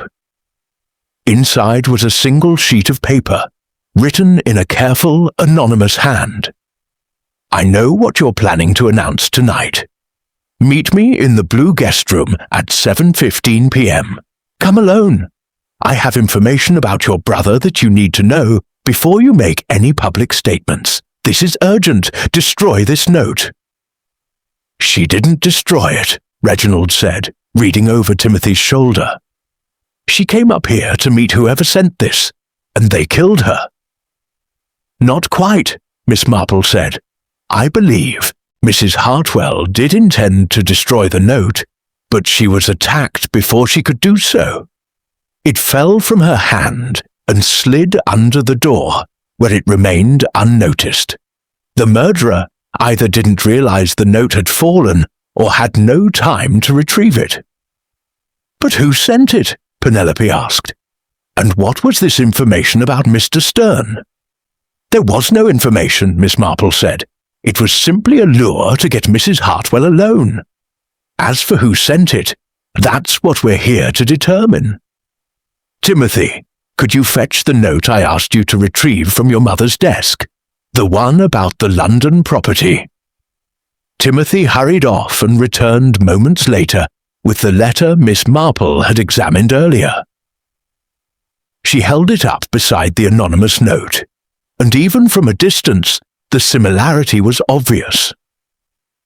The handwriting was disguised, but certain characteristics remained. The way the capital I was formed, the distinctive loop of the lowercase g, the angle of the script. "The same person wrote both letters," Mrs. Price Ridley observed. "Indeed. And if we examine Mrs. Hartwell's correspondence carefully, I believe we'll find other examples of this handwriting. Because the person who wrote these letters had legitimate reasons to write to Mrs. Hartwell. They were someone she corresponded with regularly, someone she trusted." Miss Marple turned to face the group, and her eyes, usually so mild and gentle, had become sharp and penetrating. "There's one more piece of evidence we need to examine. Timothy, in your mother's wardrobe, there's a hat box on the top shelf. Green cardboard with Madame Cecile, London, printed on the lid. Would you fetch it, please?" Timothy looked puzzled, but complied. He returned with the hat box and handed it to Miss Marple. She opened it carefully, and instead of a hat, it contained bundles of letters tied with ribbon. "Your mother saved correspondence," Miss Marple said, "particularly correspondence that she thought might prove useful. I suspected she would have kept certain letters that revealed secrets, letters that could be used for leverage. And here they are." She rifled through the bundles until she found what she was looking for: a collection of letters on expensive stationery. She extracted one and began to read aloud. "My dear Mrs. Hartwell, I hope this letter finds you well. I am writing regarding the matter we discussed at Lady Pemberton's luncheon. I find myself in temporary financial difficulties, and I wondered if you might consider a short-term loan. I assure you it will be repaid with interest within the month. Your friend, Major Herbert Denton." Miss Marple looked up. "This letter is dated 2 years ago. There are several others like it in this bundle, each requesting money, each promising repayment. And here," she selected another letter, "is Mrs. Hartwell's draft response to the most recent request, dated last month. My dear Major, I regret that I cannot continue to provide funds for your gambling debts. I have been patient, but you have now borrowed nearly £15,000 with no sign of repayment. Unless the entire sum is returned within 90 days, I shall have no choice but to speak to our mutual friends about your situation. I'm sure you understand." A collective gasp ran through the group. Everyone turned to look at the empty space where Major Denton would have been standing, had he been present. "The Major's not here," Reginald said unnecessarily. "No," Miss Marple agreed. "He declined my invitation to tea, saying he had a prior engagement. But I think we all know where we need to go next." Inspector Slack was not pleased to be summoned from his supper, and he was even less pleased to find Miss Marple leading what he considered to be an amateur investigation. However, the evidence she presented, the note luring Mrs. Hartwell to her death, the handwriting comparison, and the letters revealing Major Denton's financial desperation, was too compelling to ignore. They found the Major at his cottage, packing a suitcase. He looked up when they entered, and the resignation on his face told its own story. "I knew you'd work it out eventually," he said to Miss Marple. "You always do, don't you? Clever old bird." "Major Denton," Inspector Slack said formally, "I'm arresting you for the murder of Mrs. Cecilia Hartwell." The Major laughed bitterly. "Murder? Such an ugly word. I prefer to think of it as self-preservation." "You pushed her down the stairs," Timothy said, his voice shaking with anger. "You killed my mother for money. Not just for money, boy. For survival. Do you know what happens to a man of my standing when word gets out that he's a gambler and a debtor? I'd be ruined. Cecilia knew that. She was going to expose me unless I repaid every penny. £15,000. Where was I supposed to get that kind of money? I'm living on an army pension, and what little my investments yield. She was going to destroy me." "So you destroyed her instead," Miss Marple said quietly. The Major's face hardened. "She left me no choice. When she named me as Timothy's trustee in her new will, I thought it was an honor. But then she told me the truth. It was a trap. She said that as a trustee, I'd be subject to financial scrutiny. The lawyers would examine my affairs. My debts would be discovered. She was going to use the position to expose me publicly while maintaining her own hands-clean reputation. It was diabolical." "So you sent the blackmail letter first," Miss Marple said, "hoping to frighten her into silence." "Yes, but it didn't work. She just became more determined. That's when I knew I had to act. During the party, I slipped away briefly and wrote that note about having information regarding Reginald. I knew it would intrigue her. She always wanted ammunition against her brother. I used the servants' passage to place it under the guest room door, then returned to the drawing room before anyone noticed my absence. And during Timothy's performance, you slipped away again, Miss Marple continued. You knew Mrs. Hartwell would come upstairs at 7:15, as the note specified. You waited for her at the top of the back stairs. The Major nodded slowly, his military bearing finally crumbling. She came up those stairs, panting and grimacing from the pain in her knee. I almost felt sorry for her, almost. But then I thought about my reputation, my life, everything I'd lose if she carried out her threat. When she reached the top, she saw me and looked confused. "Herbert," she said, "what are you doing here? Where's the person who sent me the note?" I told her I'd sent it. I told her we needed to talk privately. She started to turn away to go back downstairs, and I pushed her. The room was silent, except for the sound of rain against the windows. Timothy's face had gone white, and Penelope held his hand tightly. She fell backward, the Major continued, his voice distant now, as though recounting something that had happened to someone else. Tumbled down those steep stairs. I heard her neck break, a terrible sound. I knew she was dead before she reached the bottom. I hurried back through the servants' passage, returned to the drawing room. I was only gone for perhaps 3 minutes. No one noticed. And when that fool Flora Whittington screamed, I came running with everyone else, playing the concerned friend. "You almost succeeded," Inspector Slack said gruffly. "If it weren't for Miss Marple's interference, we'd have ruled it an accident." "Interference?" The Major gave a weak smile. "No, Inspector. Miss Marple simply did what she always does. She observed human nature. I should have known better than to commit murder in St. Mary Mead. This village belongs to her in a way. Nothing escapes her notice." "I noticed only small things," Miss Marple said gently. "The fact that you were so quick to organize everyone after the body was found, establishing yourself as a helpful presence. The way you encouraged the accident theory. The fact that Mrs. Hartwell had consulted you about the blackmail letter, which meant you knew she wouldn't be intimidated.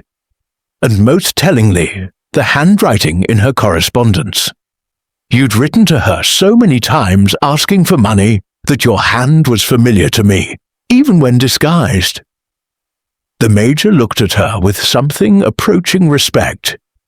"You're wasted in this village, Miss Marple. You should have been with the police."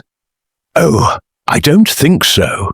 I'm quite content where I am, though I do wish people would stop committing murders. It's most inconvenient." As Inspector Slack led Major Denton away, the others stood in stunned silence. The rain had intensified, drumming on the roof like a judgment from heaven. Finally, Timothy spoke. "I still can't believe it. The Major was my godfather.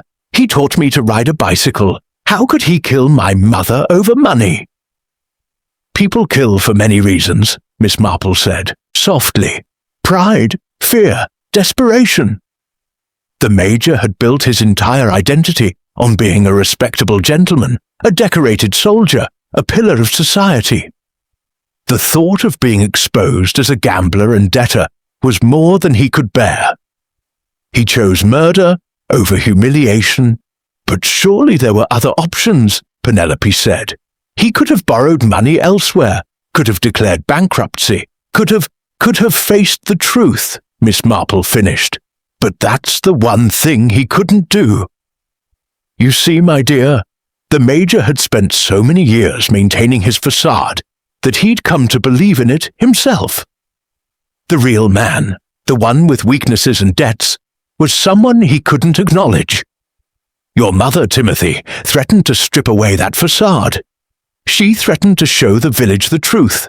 For a man like Major Denton, that was a fate worse than death. Reginald Stern, who had been silent throughout the revelation, now spoke.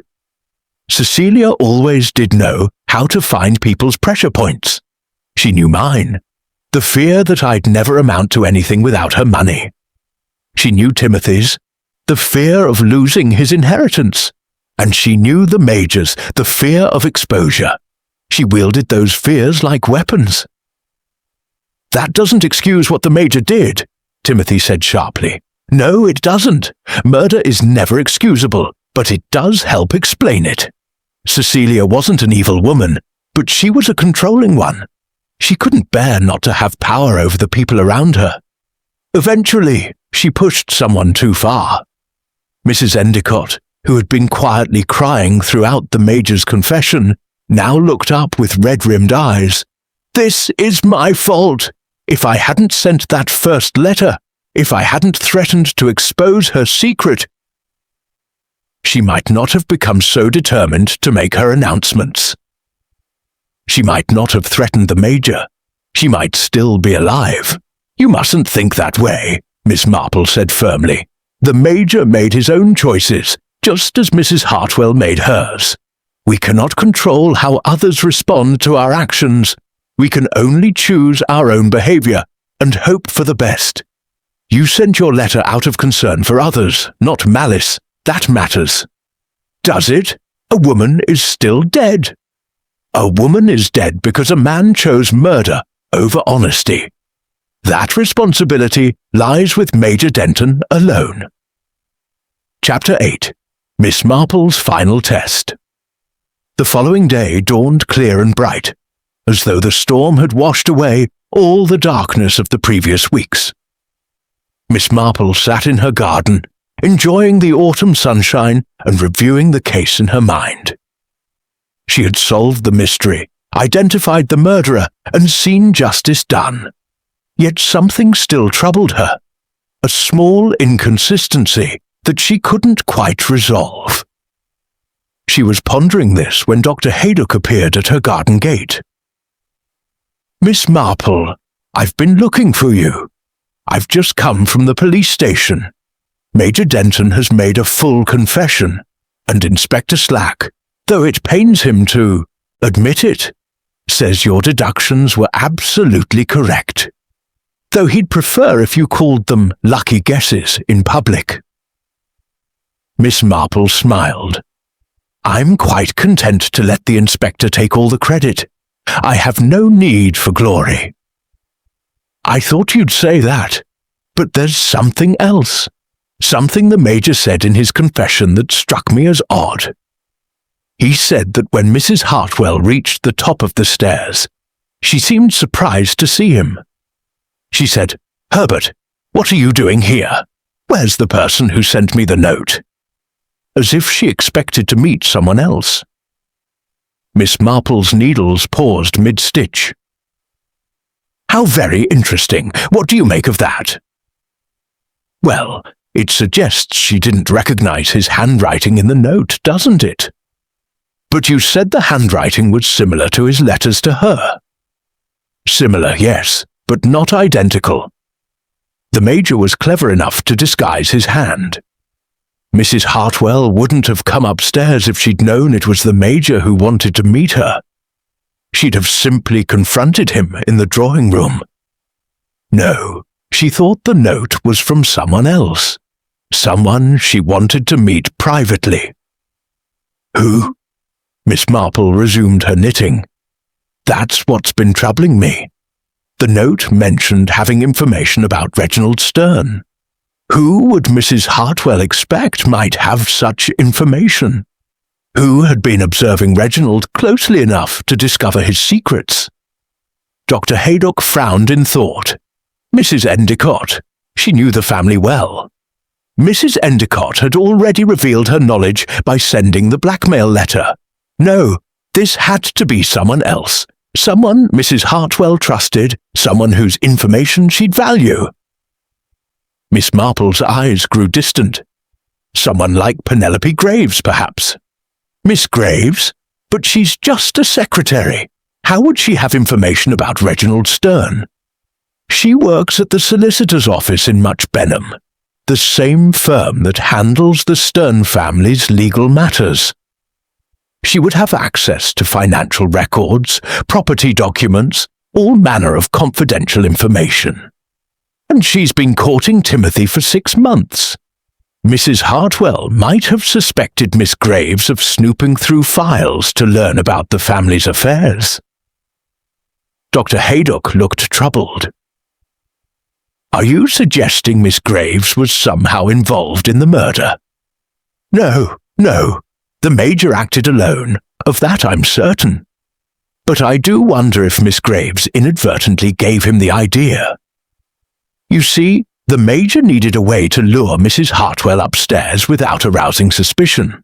What better way than to imply that her son's unsuitable girlfriend had discovered damaging information about the family? Mrs. Hartwell would have wanted to confront such a situation immediately, before any announcements were made. So the Major was using Miss Graves as an unwitting decoy. Precisely. He knew Mrs. Hartwell's prejudices, her fears, her priorities. He exploited them expertly, but there's something else that's been nagging at me. Miss Marple sat down, her knitting, and looked directly at Dr. Haydock. The Major's confession was very complete, very detailed, almost too perfect. It's as though he'd rehearsed it. Perhaps he had. He must have known he'd be caught eventually. Perhaps. But there was one detail that didn't quite fit. He said Mrs. Hartwell was panting and grimacing from the pain in her knee when she reached the top of the stairs. How would he know that?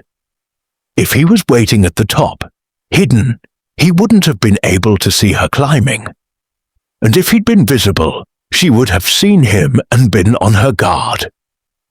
Dr. Haydock's expression changed. Unless he was watching from somewhere else. The landing has a window that overlooks the back garden. If he'd been outside, exactly what I was thinking. Dr. Haydock, I wonder if you'd indulge me in a small experiment. Could we go to Bramble Cottage? There's something I'd like to test. They found Timothy at home, still sorting through his mother's belongings. He agreed readily to Miss Marple's request to examine the back stairs once more. Miss Marple positioned herself at the bottom of the stairs, while Dr. Haydock went outside to the garden. She asked Timothy to climb the stairs slowly, as his mother would have done with her bad knee. After a few minutes, Dr. Haydock returned, shaking his head. "I can't see the stairs from the garden window. The angle is wrong.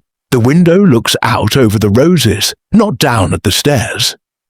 As I suspected. So the Major couldn't have seen Mrs. Hartwell climbing, which means his description of her panting and grimacing must have been an assumption. A logical one, given her knee problems, but an assumption nonetheless. "I don't understand," Timothy said. "Does this change anything?" "It confirms something," Miss Marple replied. "The Major's confession is genuine. He's not covering for anyone else, not protecting an accomplice. He simply described what he thought must have happened, based on his knowledge of Mrs. Hartwell's condition. It's a small detail, but in matters of murder, small details can be crucial. They can mean the difference between one killer and two, between a crime of passion and a calculated plot." She smiled gently at Timothy. "Your mother's murder was a spontaneous act by a desperate man, not a conspiracy. That should give you some comfort at least. The Major acted alone, driven by fear and self-preservation. It wasn't personal, though I know that doesn't make it any less painful." Timothy nodded slowly. "Thank you, Miss Marple, for everything. I know Mother would have appreciated your thoroughness, even if she wouldn't have admitted it." As Miss Marple walked home through the village, she reflected on the case.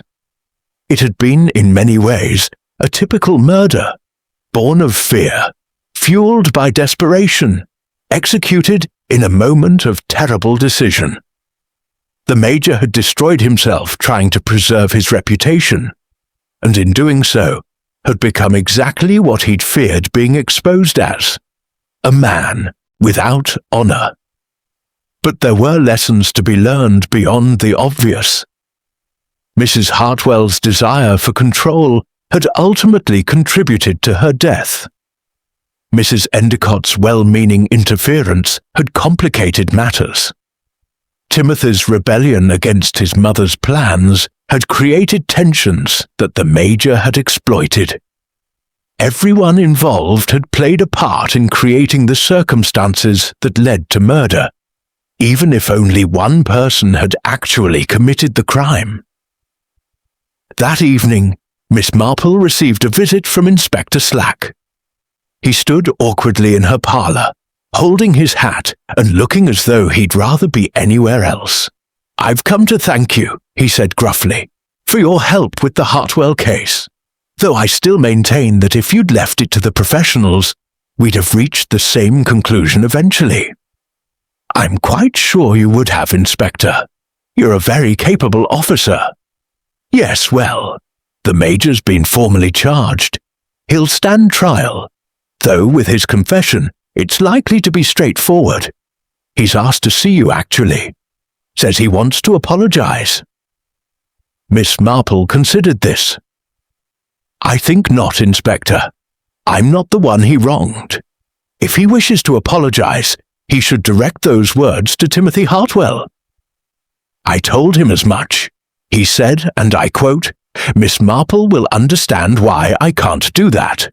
Some apologies are too inadequate to be spoken.'" Inspector Slack shrugged. "Make of that what you will." After the inspector left, Miss Marple sat for a long time in her favourite chair, watching the shadows lengthen across her garden. She thought about Major Denton, who had spent his life maintaining a facade, and had ultimately sacrificed everything, including his soul, to preserve it. She thought about Mrs. Hartwell, who had climbed so high from such humble beginnings, only to be brought low by her own need for control. And she thought about human nature, that endlessly fascinating subject that had occupied her attention for so many years. People were capable of such kindness and such cruelty, often in equal measure. They built elaborate defenses to protect their secrets, erected walls to keep others out, created personas to hide their true selves. And sometimes when those defenses were threatened, they lashed out with tragic consequences. The case was closed, justice had been served, and life in St. Mary Mead would gradually return to normal. But Miss Marple knew that beneath the surface tranquility, the same human dramas were always playing out. The same jealousies, ambitions, fears, and desires that had motivated people since the beginning of time. It was, she reflected, what made life interesting, and what kept her knitting needles clicking and her sharp eyes watching, always watching for the next small detail that would unlock the next great mystery. Chapter 9. The Reveal. 3 weeks after Major Denton's arrest, Miss Marple found herself once again invited to Bramble Cottage. Timothy had asked her to tea along with a small group of others who had been involved in the case. It was, he said, a way of bringing closure to a difficult chapter. The gathering was subdued compared to Mrs. Hartwell's fatal garden party. Penelope Graves was there, sitting close to Timothy with a protective air. Reginald Stern attended, looking more at peace than Miss Marple had ever seen him.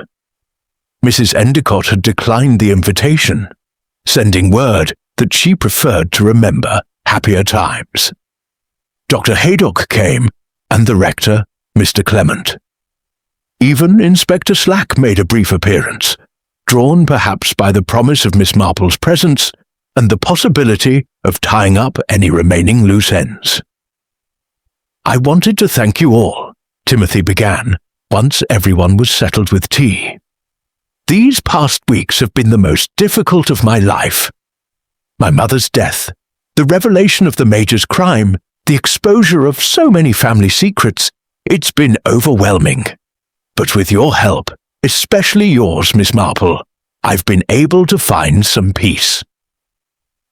"You're very kind, dear," Miss Marple said, "but I merely observed what was there to be seen. The truth has a way of emerging eventually, with or without my assistance." "I'm not so sure about that," Timothy said. Inspector Slack was convinced it was an accident. If you hadn't persisted, the Major might have gotten away with murder. Inspector Slack shifted uncomfortably. Now, let's not exaggerate. I had my doubts about the accident theory. I was conducting a thorough investigation. "Of course you were, Inspector," Miss Marple said soothingly, though her eyes twinkled with amusement. Reginald Stern spoke up, his voice thoughtful. "I've been thinking a great deal about Cecilia, about who she really was beneath all the pretensions. The village knew her as Mrs. Hartwell, the grand lady, but she started life as Cecilia Perkins, the grocer's daughter. Everything she became, she built through sheer determination and will. That's actually rather admirable in its way." "It is," Miss Marple agreed. "Your sister was a remarkable woman. Her methods were sometimes questionable, and her need for control was ultimately destructive. But she achieved what few women of her background could have. She raised herself up through intelligence and effort." "And she raised me," Timothy added quietly.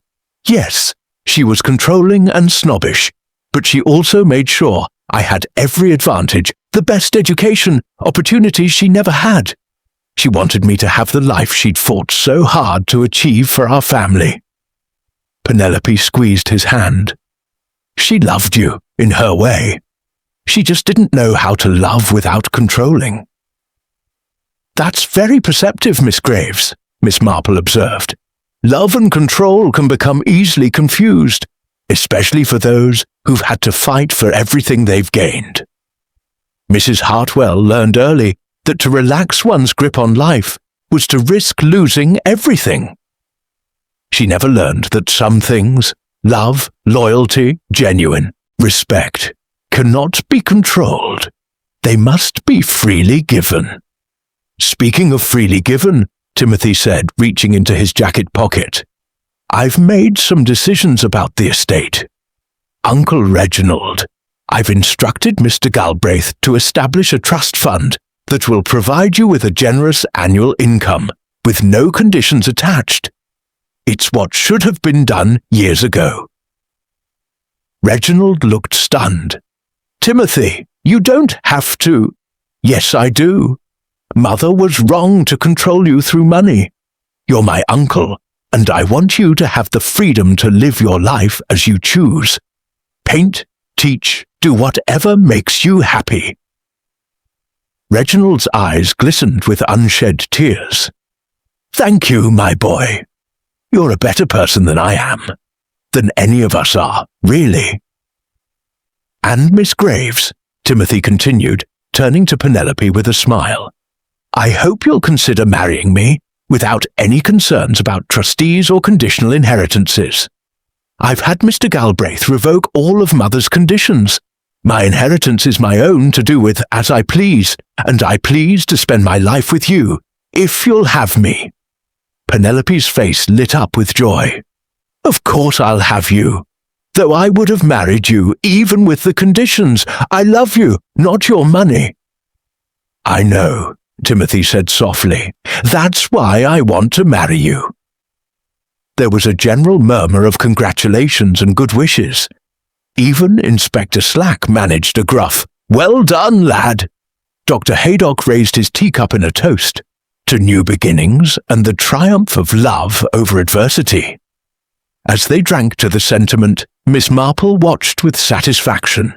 This was the denouement she preferred, not the dramatic confrontation with the murderer, though that had been necessary, but this quieter resolution, where the living learned to move forward, where wounds began to heal, where life reasserted itself after death's interruption. "Miss Marple," the rector said, "I wonder if I might ask you a question that's been troubling me." As a man of the cloth, I grapple with concepts of sin and redemption. Major Denton committed a terrible crime, but he did so out of desperation rather than malice. Do you think he can be redeemed?" Miss Marple was silent for a moment, her needles clicking softly as she considered her response. "Mr. Clement, I believe that redemption is always possible, but it requires genuine repentance, not just regret at being caught, but true understanding of the harm one has caused. Major Denton will have years in prison to reflect on his actions. Whether he uses that time for genuine soul-searching or merely self-pity will determine whether redemption is possible for him. That's between him and God. What concerns me more is the living, helping those harmed by his actions to heal and move forward." "Well said," the rector murmured. Inspector Slack cleared his throat. "There is one thing that still puzzles me, Miss Marple. How did you know to look for evidence of the Major's financial troubles? What made you suspect him, specifically?" "Several small things, Inspector. First, there was his eagerness to establish the accident narrative. A bit too eager, I thought. Then there was his relationship with Mrs. Hartwell. He was often at Bramble Cottage, accepted into her inner circle, yet there was a certain tension in their interactions. I noticed it at the party. The way she spoke to him had an edge almost proprietorial, as though she held some power over him. But the real clue was the blackmail letter. When Major Denton told us about it, he mentioned that Mrs. Hartwell had thrown it into the fire. How did he know that? The letter had been delivered during the garden party, and Mrs. Hartwell had shown it to him before the piano performance. But she couldn't have thrown it in a fire at that moment. There were no fires lit on a warm autumn evening. He must have seen her destroy it at some earlier time. Or more likely, he invented that detail because he knew how he would have disposed of such a letter. It was a small slip, but telling. "Remarkable," Dr. Haydock said. "You notice things that no one else sees." "I notice the same things everyone sees," Miss Marple corrected gently. "I simply think about what they mean. It's all a matter of paying attention and understanding human nature. People are endlessly predictable once you understand their motivations." As the afternoon wore on, the conversation turned to lighter topics. The upcoming Harvest Festival, Mrs. Price Ridley's latest complaints about the village council, plans for Timothy and Penelope's wedding. The shadow of murder gradually receded, replaced by the everyday concerns and joys of village life. Before she left, Timothy drew Miss Marple aside. "There's something I need to tell you, something I couldn't say in front of the others. I've been going through Mother's papers, and I found something, a diary she kept when she was young, before she married my father. Would you like to see it?" Miss Marple followed him to the study, where he produced a small, worn notebook. The entries were in a young woman's hand, filled with hopes and dreams and observations about the world around her. "Look at this entry," Timothy said, pointing to a page. "It's from when she was 18. Miss Marple read aloud, "I went to the great house today to interview for the housekeeper's position. The butler looked down his nose at me, and the cook asked if I knew my place. But I do know my place. It's wherever I choose to make it. I won't be kept down by birth or circumstance. I'll rise as high as my wits and will can take me. And someday I'll have a house like this of my own, and I'll never have to bow and scrape to anyone again." "She did it," Timothy said quietly. "She achieved exactly what she set out to achieve. She had this house, this life, the respect of the village, but I don't think it made her happy. The diary entries from later years are all about maintaining position, controlling situations, managing people, There's no joy in them, no satisfaction, just endless vigilance. That's often the cost of building one's life around an image, rather than authentic relationships, Miss Marple observed. Your mother achieved her goals, but she couldn't allow herself to enjoy them because she was always afraid of losing what she'd gained. It's a common tragedy, more common than most people realize. I don't want to make the same mistake, Timothy said. I want to live authentically, to value people for who they are, not what they can do for me. Then you've learned the most important lesson your mother's death can teach, Miss Marple said gently, and that's worth more than any inheritance. As Miss Marple walked home through the gathering twilight, she reflected on the case one final time. Justice had been served. Major Denton would face the consequences of his actions. The truth had been revealed. All the secrets, all the deceptions, all the carefully constructed facades had crumbled. And most importantly, those left behind had found a path forward. A way to honor the dead while building better lives for themselves. It was, she thought, as good an ending as one could hope for in the aftermath of murder. The victim could not be brought back, but her death need not be meaningless if it taught the living to be better, kinder, more authentic in their dealings with one another.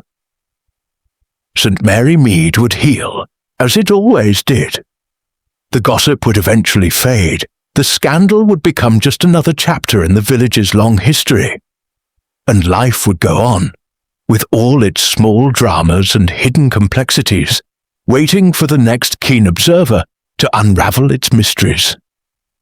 Miss Marple smiled to herself as she entered her cottage. Her knitting basket awaited, and with it the pleasant routine of her quiet life.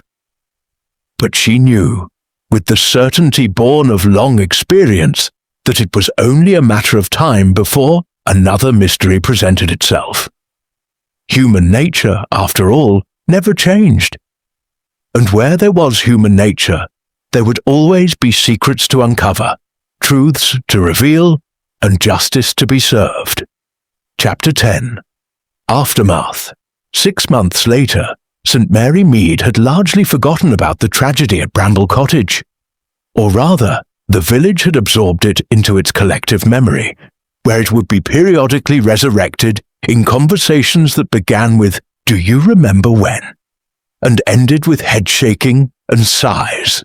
Miss Marple sat in her garden on a fine spring morning, watching the daffodils nod in the breeze and thinking about how quickly life reasserted itself after even the most tragic interruptions. The birds sang, the flowers bloomed, and people carried on with their daily routines as though nothing had changed. And yet, everything had changed for some. Major Herbert Denton had been tried, convicted, and sentenced to life imprisonment. The trial had been brief. His confession left little room for doubt or defense. The last Miss Marple had heard, he was in a prison, somewhere in the Midlands, maintaining the dignity and bearing that had defined his public persona, even as he served his sentence for murder. Some people, she reflected, never could let go of their masks, even when there was no longer any point in wearing them.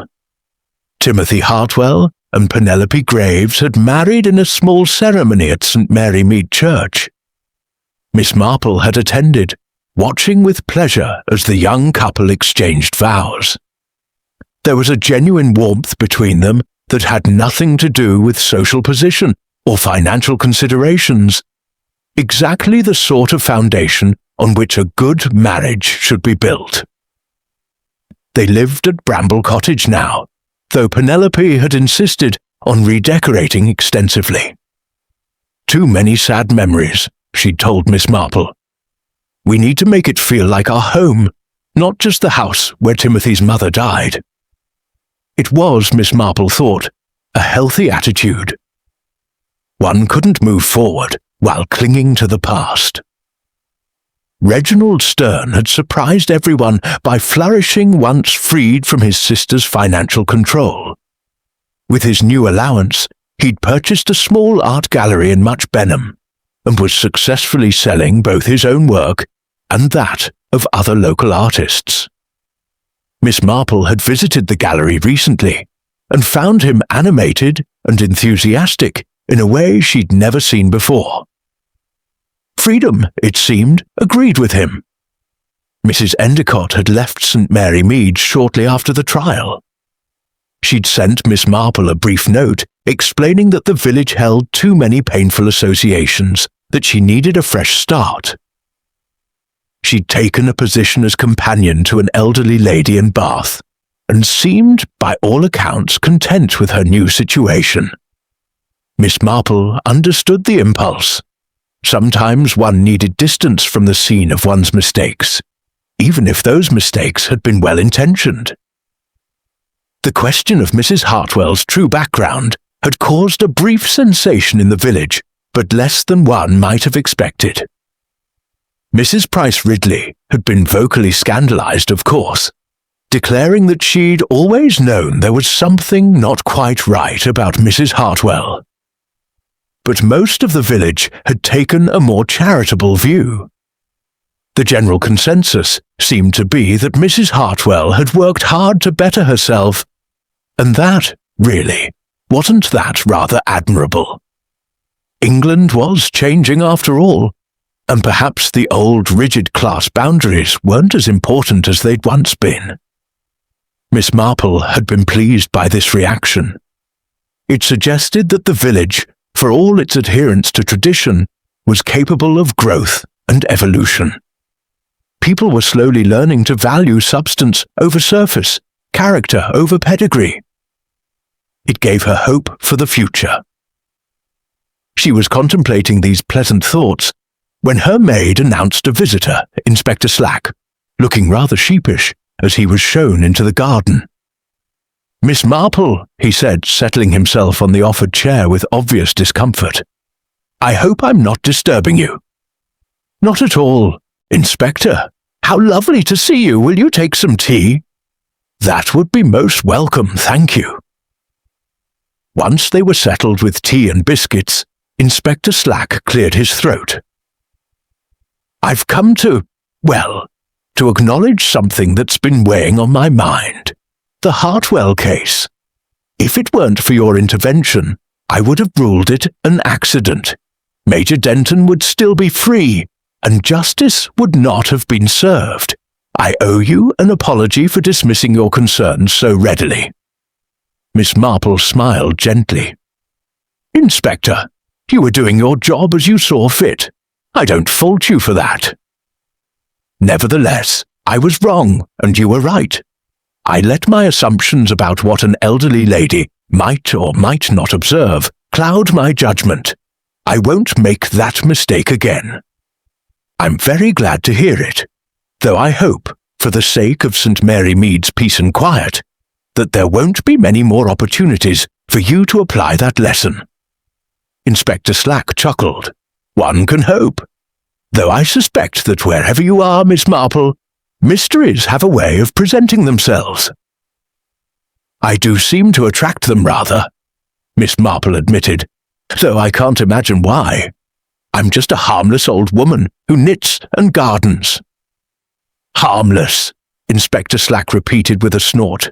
"That's the last word I'd use to describe you. Criminals should be terrified of you."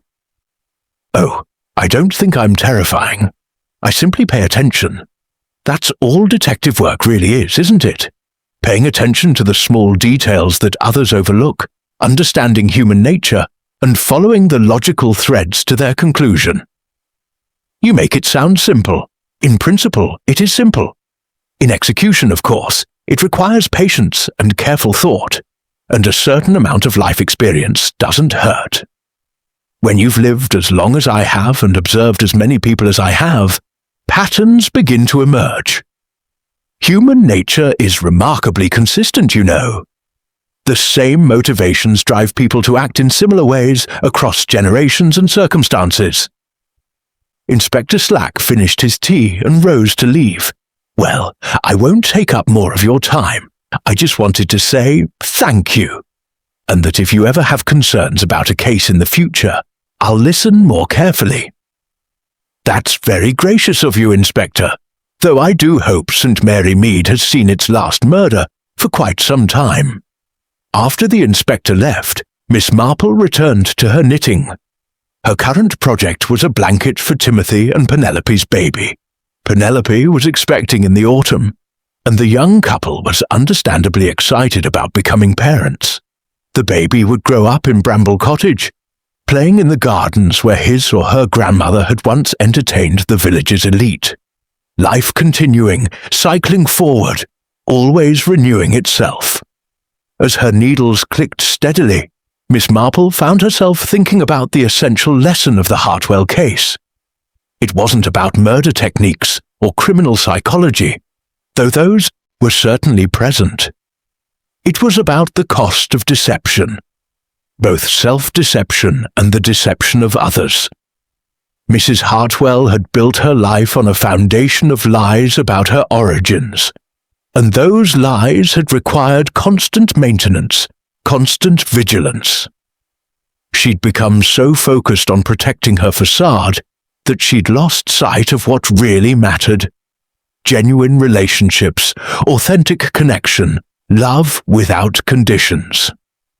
Major Denton had deceived himself about his gambling problem, about his financial situation, about the kind of man he really was beneath his military bearing and gentlemanly manner. When confronted with the truth about himself, he'd chosen murder rather than honest self-examination. Mrs. Endicott had deceived herself into thinking that blackmail could be justified if one's intentions were good, that threatening someone was acceptable if it was done out of concern rather than malice. Even Timothy had engaged in deception, hiding his relationship with Penelope from his mother, rather than confronting her disapproval directly. All of these deceptions, large and small, had contributed to the tragedy at Bramble Cottage. They'd created an atmosphere of secrets and hidden agendas, of unspoken resentments and suppressed truths. And in such an atmosphere, violence could flourish. The alternative, Miss Marple reflected, was radical honesty, the kind that Mrs. Hartwell had planned to unleash at her party. But there was a right way and a wrong way to speak truth. Mrs. Hartwell had intended to use truth as a weapon, to humiliate and control. That wasn't honesty. It was cruelty dressed in the garments of frankness. True honesty, Miss Marple believed, should be tempered with kindness. One could speak difficult truths without stripping away another person's dignity. One could be authentic without being brutal. The key was to speak from a place of genuine concern rather than a desire to wound or dominate. She thought Timothy and Penelope understood this. They were building their marriage on a foundation of honest communication, sharing their thoughts and feelings openly while respecting each other's vulnerabilities. It was a healthier model than the one Mrs. Hartwell had demonstrated, and it gave Miss Marple hope that the next generation might do better than the last. A robin landed on the arm of her chair, regarding her with bright, curious eyes. Miss Marple smiled at it, remembering how her nephew Raymond always teased her about her affinity for birds, and how they seemed to sense her gentle nature. "Well, my dear," she said softly to the robin, "what do you think? Have we learned anything from all of this sadness?" The robin cocked its head, as if considering the question, then flew off to pursue its own concerns. Miss Marple watched it go with amusement. Birds at least were straightforward creatures. They didn't deceive themselves or others. They simply lived according to their nature, with neither pretense nor shame. If only humans could be so uncomplicated. But then, Miss Marple reflected, if humans were simple and straightforward, There would be no mysteries to solve, no puzzles to unravel, no opportunities to exercise one's powers of observation and deduction. And that, she had to admit, would make life considerably less interesting. She was just contemplating whether to make herself another cup of tea when she saw Dr. Haydock's car pull up to her gate. He emerged carrying a basket and wearing an expression of mild concern. "Miss Marple, I'm glad I caught you at home. I've been visiting Timothy and Penelope insisted I bring you some preserves she's made. Apparently, you gave her the recipe." "How thoughtful of her. Do come in, Dr. Haydock. I was just about to make fresh tea." Once settled in her parlour with tea and a sampling of Penelope's quite creditable strawberry preserves, Dr. Haydock leaned back in his chair with a sigh. "I must say, those two seem remarkably happy. Penelope's positively glowing, though that might be the pregnancy. And Timothy has lost that haunted look he had after his mother's death. It's good to see." "It is indeed. They're building something real together, something based on mutual respect and genuine affection. It's what marriage should be. Unlike Mrs. Hartwell's marriage to the Colonel, I suppose. I always wondered about that match. He was so much older than she was, and they seemed to have so little in common. I believe Mrs. Hartwell married for security and position rather than love," Miss Marple said carefully. "Which doesn't mean the marriage was entirely without affection. The Colonel was, by all accounts, a kind man who treated her well, and she, in turn, was a devoted wife who managed his household expertly. There are worse foundations for a marriage." "True enough, though I prefer to see young people marrying for love, as Timothy and Penelope have done." "As do I. Though love alone isn't enough, it must be accompanied by honesty, patience, and a willingness to see one's partner clearly, flaws and all. The trick is to love someone not despite their imperfections, but with full knowledge of them." Dr. Haydock regarded her with interest. "You're quite the philosopher, Miss Marple." "Simply an observer of human nature, Doctor. When one has watched as many marriages as I have, successful ones and disasters alike, one begins to see patterns." "Speaking of patterns, I've been meaning to ask you something. In the Hartwell case, you seemed to know from very early on that it was murder rather than an accident. What tipped you off?" Miss Marple considered the question. "Several things, really. The most significant was Mrs. Hartwell's character. She was a woman who carefully controlled every aspect of her life and her environment. The idea that she would carelessly fall down stairs she was known to fear struck me as deeply inconsistent with her personality. People don't change their fundamental nature suddenly. If Mrs. Hartwell had been a careless, impulsive person, an accidental fall might have made sense. But she wasn't. She was meticulous and cautious. And the shoes. You mentioned something about her shoes. Ah, yes. The uneven wear pattern suggested a physical issue. The bad knee, as we later confirmed. But what struck me was that her shoes at the party were relatively new, with minimal wear. Yet the wear pattern was already established. That told me she habitually favoured one leg over the other, which meant climbing steep stairs would have been genuinely difficult and painful for her. She wouldn't have done it without compelling reason. The note from the Major? Precisely. Though I didn't know it was from the Major at that point. I simply knew that something must have lured her to those stairs. From there, it was a matter of determining who had the motive and opportunity to commit the crime. Dr. Haydock shook his head admiringly. You make it sound so logical, so inevitable, but I assure you, the rest of us were floundering in confusion. That's because you were looking at the big picture, the dramatic events, the obvious suspects. I've learned to focus on the small inconsistencies, the details that don't quite fit the narrative everyone else is accepting. Those little anomalies are usually where the truth hides. A useful lesson for a doctor, actually. Often the diagnosis everyone assumes is correct turns out to be wrong because of some small symptom that doesn't fit the pattern. I should pay more attention to those anomalies. Indeed you should, Doctor.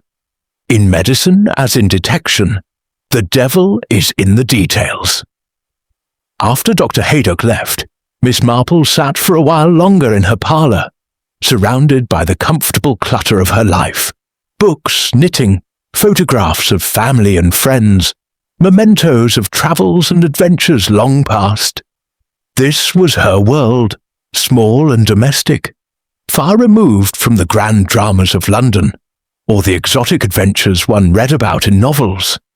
And yet, within this small world, she had witnessed the full range of human experience, love and hate, generosity and greed, courage and cowardice, wisdom and folly. She had seen how the great themes of existence played out in miniature in the everyday lives of ordinary people. The Hartwell case had been a perfect example. At its heart, it was a story about pride and fear, about the lengths to which people would go to protect their carefully constructed images of themselves. It could have happened anywhere, in London or Manchester or Paris.